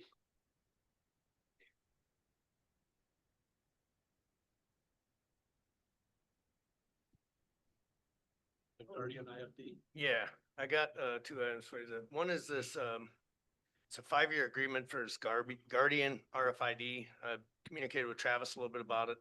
The first year could be covered under our bond in terms of an installation into the building, but it's a 5-year agreement and I wanted to bring it to your attention because I'd be committing future budgets to it. So I want to make sure I'm board. But what this Guardian RFID is basically you know, a newer version of what we have in this current building. Right now for cell checks, we have what's called the Guard One pipe. It's a little wand thing that the jailers carry around. They touch a button installed in different areas in the jail and it logs that cell check. And it's great. You know, we like it. That's all it does. Guardian RFID is a newer thing. I've got a handout here, but essentially it's using cell phone type technology to just do more of the same. It's called a Spartan, not a cell phone. The jailers would be assigned a Spartan. They would carry that around and we'll have the tag set just like the buttons for the guard in different places in the jail. And they would essentially touch them and it logs their presence at that time. But what this one does, in addition to that, it does meals. We can check, we log their meals now in software, but the way it works, and it's, you know, in a small jail, it's not a terrible burden, but it is something that's easily forgotten. And you have to catch it up, but we log back, they have to go back to their desks and log who ate, what they got, you know, the time and all of that. In this case here, they would essentially pull up all the inmates in the cell block. They're already loaded in there and they would just log whether or not they received the meal. They could take a photo of it, of the meal. They can log the complaints. When they're doing cell checks, they can take a photo of the sleeping prisoner or the photo of the prisoner not sleeping. Interestingly, sometimes we have to document that. We have inmates that'll say that they haven't slept in a week and we watched them sleep. And so it's good to be able to document that. We can document the inmate movement as they go to rec or they go to court or they go to the doctor, and it's all documented on here at that time of the incident happening, rather than having to wait for them to go back and hopefully not get interrupted before they record the data. It's also got the ability, it would be an additional cost. I don't know if I'd be interested in paying, but to upload that into our current software. So it is set up to where it downloads. It's like a one-way. You can either have it go up or down, but right now as an inmate's booked in, they automatically go on the Guardian RFID. So the cost is, well, I had it pulled up here before my phone went to sleep on me here. $5,900, $61.50 the first year, and that's essentially hardware. After that, it is support, and that's $5,270 a year for a 5-year contract. So it's there's a cost that goes with it, but that's what things cost now. You know, as much as I find that number large, I'm getting used to it. So as I was reading this, I thought I was interpreting that like individual inmates would have like individual tags on them or something to help track their. You can do that. Through the. What it is, I actually got, maybe see it. You can actually issue the inmate a ID card. And they have to, that's their essentially, here's what the tags that are mounted on the walls will look like. You know, it's like actual size. You can give the inmate a card, and they have to swipe it to get their meal and tell them don't lose it. Well, they don't go too far, so it's kind of hard to lose it, and it doesn't do anybody else any good. So they typically wouldn't lose it. They say in a small jail, like in a housing unit, we have the largest housing unit, has 8 people. I think we're gonna know those 8 people. And but in Minnehaha County, where they might have 30 people in a housing unit, it works pretty well for them to have the guy step up with his card, and they scan the card and they show that they got the meal. Basically swipe one way for accepting the meal, the other way for refusing the meal. It's pretty quick. Minnehaha County recommends it to the point where they invited us up to have a training session on it. I was impressed. And so that's kind of brought me around on that. How's the cost compared to the current system's cost? It's considerably higher. Considerably Current system is about, well, really comes out to about $100 a year. Oh, wow. Yeah. Is this a competitive marketplace? Are there other companies offering services like this? I think these are the big ones. I don't know of another one. There might be, but I don't know. of 'em. They're not used around here. These are the ones that come to our conferences here in South Dakota and the big jails in South Dakota use these ones. No, and unfortunately, in my time in commission, I've seen the value of these systems. So, yeah. It's just, it just helps get these things documented really time and place and, keeps track of a lot more information. It has, you can have when you issue a razor to an inmate, and swipe it, they have a razor, you'll get a reminder when they've had their razor too long, so you don't forget and have a shift change, and then the inmate ends up keeping the razor too long. Cause we track that now. We haven't had issues, but it's something we have to do. Another thing about this one is it prompts the jailers, it's time to do rounds. If at whatever time we set it, if they get busy, they might be late for rounds, but that's understandable. They document that they were doing an intake. And then, so that way, they just don't get too far behind on the rounds. And so it's nice to have that prompt. Our current system doesn't do anything. Current one we have just logs the time that the jailer touched the button. And that's it. And that's, I would do that at least, but this new system does a lot more. Furthermore, covering a full time spent on doing those kind of tasks. Yeah, yeah, and if they don't take time to sit down and document it, it's still tracked, and I can pull up reports from it. If the judge says, well, this guy says he hasn't been to rec for a week, I can say, well, no, I've got the information right here. Here's when he went, here's when he came back. I think It's all recorded. from the perspective of ensuring well-being of prisoners, and then also the perspective of well-being of ensuring that the county's interests are documented, our good behavior is documented, there seems like a lot of value in this. If we find ourselves in court, it won't seem like a lot of money. That's kind of my goal, is to be able to show that we're doing what we say we're doing. Yep, and it helps to ensure that we do. I think that if people know that they're getting logged, then that helps make sure that they. It's, we don't have a problem with people forgetting to do rounds or anything like that, but sometimes you get busy and you might delay it. And then, it's gonna prompt you to, becomes a thing you've gotta get done. And I like that. And we can set it for 30, and we do 30 minutes, but we have, we also can do perimeter checks. We have some of our tags we'll put like in places where people aren't supposed to be. We don't need to check that every 30 minutes, but we can check it a few times a shift. We can set that, so they can go out and maybe check the kitchen in the middle of the night. Nobody's in there, but maybe we want to go and make sure water's not running. And we can do that without this. I mean, I'm not trying to say we absolutely have to do this. These are things we should do. This just documents it and tracks it and reminds us. Electronically. Yeah. Not written. Yeah. It's, basically what we have, the newest generation using cell phone type technology. It looks like a little cell phone. It's tethered to their waist. And they're issued that at the start of their shift, and they carry it with them everywhere. So it's not on the guards on their phone. This is something. No, they'll be issued it. It's called a Spartan. Okay. And we'll order 3, and so that way we have 3 different jailers could each have their own. They'll have their own ID tag, and they scan it, and that assigns the Spartan to them. That shows that they're the ones that did it. Sometimes we have the issue now, the pipe that we have, the jailers, they touch their button when that assigns it to them, and then they go around and it shows that jailer did it. Well, sometimes one of them's gonna go do cell checks. He'll grab the wand and does it under the other guy's name. It's not the end of the world. I mean, we're just showing that we were there, and we can verify that with the cameras, but it's just better. It's the newer, better way to go. If we don't keep up, we'll fall farther behind, I'm sure. Much better outfit. Yeah. That's what I like about it. I was skeptical. Minnehaha County invited me up, and I thought, I don't need that. We got our Guard One pipe. I'm happy with it. And I went up, and by the end of it, especially after we did a tour and Minnehaha County showed us how they use it, I was sold.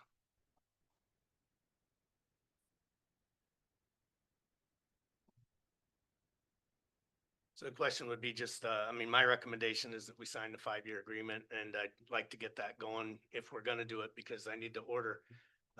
The company will then take the 30 tags, we'll order 30 tags, and they'll program them as to location. I've got already created a spreadsheet for them as to what location I want to tag at. And I've got in my office a map of our new facility with the little dot where all the tags will be, and then they'll program those, send them back to us, and then we'll install them. And we want to get that done prior to the building's completion. So it's actually, what we're gonna do is a 6-year term. technically. Yeah, first year plus 5, I guess. First, Is yeah. that first how year that plus comes out? 5. But, and, you know, I think it's a good deal. I was just wondering, and it's just so we could pay it out of the bond. Can we go back to them and say, we'll pay you for the next 5 years with a 15% reduction in cost on those 5 Get a years? reduction in cost if we pay in advance. Yeah, Can ask them. because then we can put it on the bond. I'm sure they don't have people do that. Well, I'm sure not, but- People are generally want to spread those costs over the years, yeah. And I normally would too. Mhm. Yeah, But I we can ask about that. Get a cost reduction and not on year one, because that's a lot of equipment. Yeah, primarily year one is the configuration, the hardware, the 3 Spartans, the 30 tags, the employee ID tags. And so that's primarily it's configuration and hardware. And then after that, it's just ongoing support. Good idea. Yeah. Do we want to wait until we have an answer to that question? I think we can approve it with Andy getting us the best deal, and then that way I can sign it whenever he gets it done, so it gets moved, because we're 2 weeks out. Yeah. I move to approve Andy going and getting the best deal for this. Second. Have a motion and a second. Any further discussion? Hearing none, all those in favor say aye. Aye. Aye. All same sign, motion passes. Thanks for doing all the legwork on it. That's, Yeah, thanks, sounds impressive. The other issue I had, we talked at the last meeting about adding additional staff to operate the new jail. We're taking applications now and moving forward with that. One thing that comes from that is this isn't something new, it's something I've had in mind and now's the time to bring it to your attention, is I want to have on-shift supervisors, jail sergeants. Right now I have a jail administrator and I have a corporal in the jail. That corporal's assigned to basically assist the jail administrator, but supervise the jailers. Well, there's only one. And so he's only supervising one other jailer and then he gets off duty. So I want 3. And what I want to do is make those sergeants. And what I'm asking is just to change the pay schedule. But this one's dated January of 2024. It's the most recent one I have. I just want to change grade 18 from saying jail corporal to jail sergeant. It's the same pay grade. You know, we have one corporal, he's gonna become a sergeant, he wouldn't get a pay raise. It's the same job. It's just, all I'm doing is changing the title, then I wanna add 2 more of them. So that's all I'm asking is just change the title of that and then I'll add 2 more. The cost of, in terms of pay difference for the balance of this year will be about $3,000 for those 2 that they're gonna get a pay raise because they're gonna get new duties added to them. And then they would supervise, you know, on their shift. So basically I'm gonna have people that'll be rotating, they'll be covering, the housing units, they'll be doing intakes and they'll be doing releases, they'll be doing 24/7 and rotating through the, control room. And we do that sort of thing right now, except for the control room. With that much of, though added on to it, I want somebody who's in charge of deciding who goes where and somebody that's accountable for this. So that's why I want some sort of seniority structure in there. That seems like an appropriate change. I move to approve that change. Second, I have a motion and a second. Any further discussion?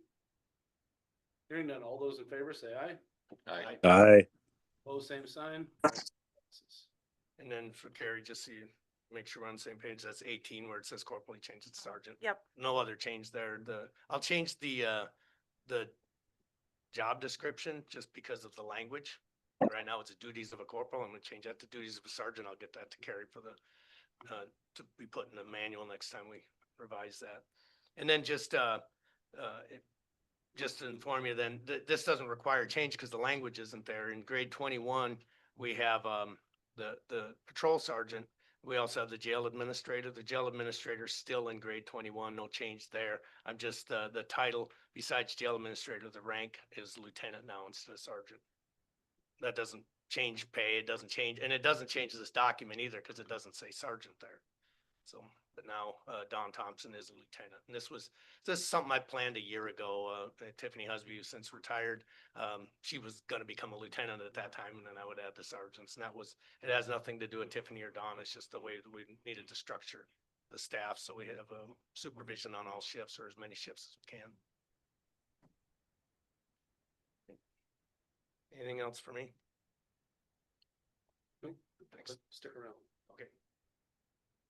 Lane.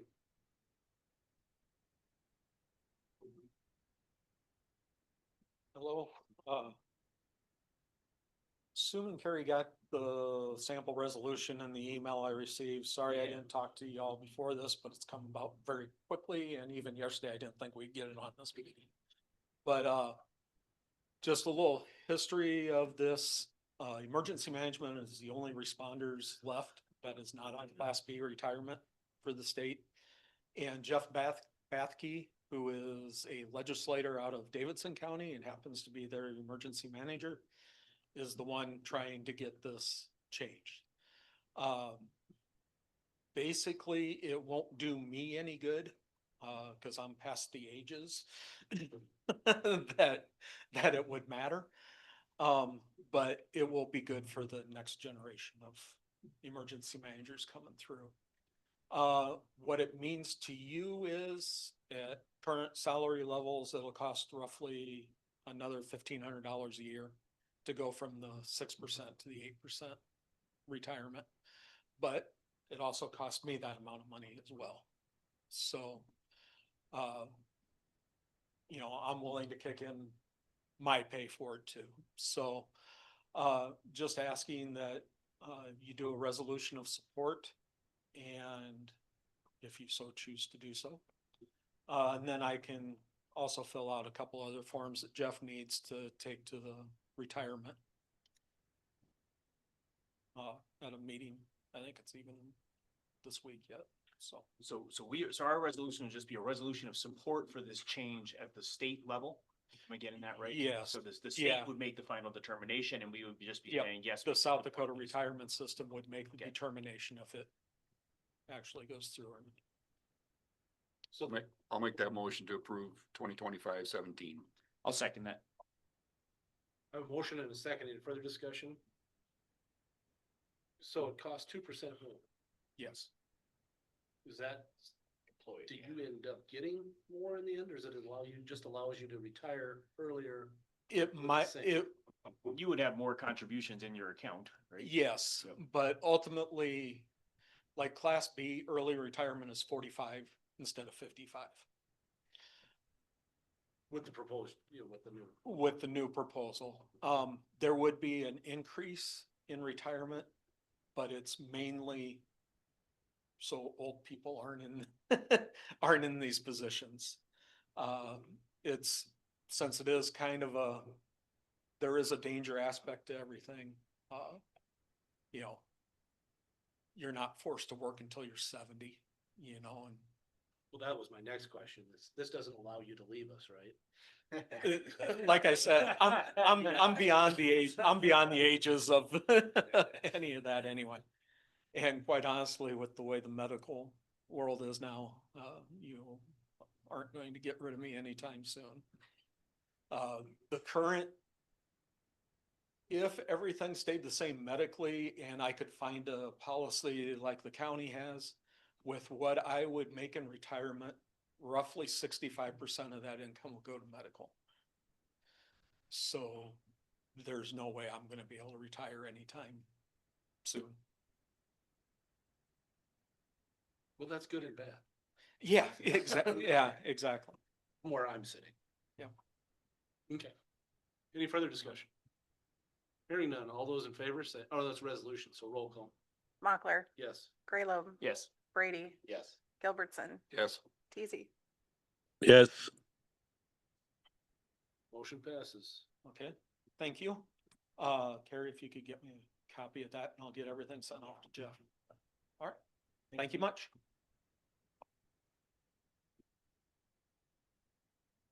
Entertain a motion to go into, or.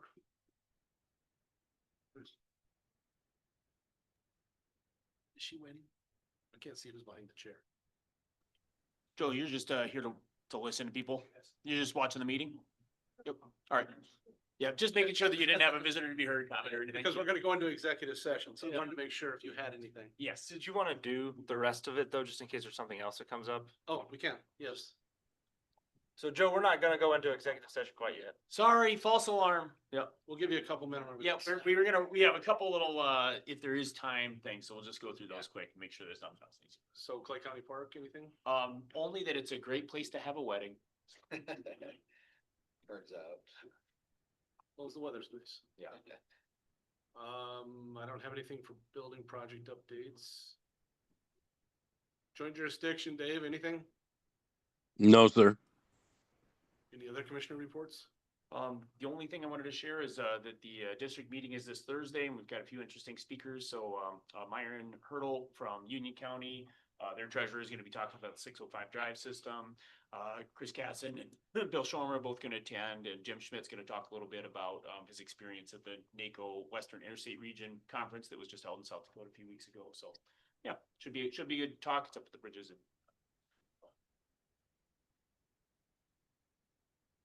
Anything else?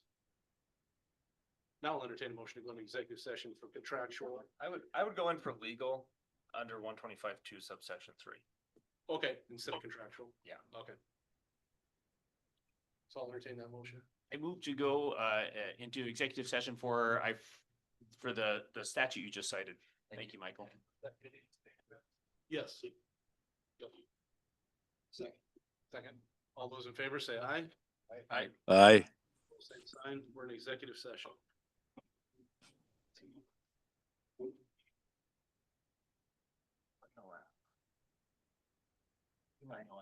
Yeah, you can let Noel. Where's Scott at? Okay. Yeah.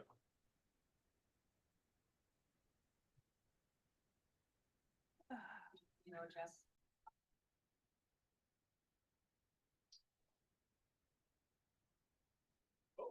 Make a motion to come out of executive session. Second. I have a motion and a second. All those in favor say aye. Aye. Aye. Opposed, same sign. Motion passes. We're in regular session. And I make a motion that we issue an RFP to these top 5 most qualified builders that were selected, and that we utilize the best value selection process to award the design build contract. Second. I have a motion and a second. Any further discussion? Hearing none. All those in favor say aye. Aye. Opposed, same sign. Motion passes. Nobody has anything else? I'll entertain a motion to adjourn. Second. Motion and a second. All those in favor say aye. Aye. Opposed, same sign. We're adjourned. I'll get hold of Tyler, help us send some,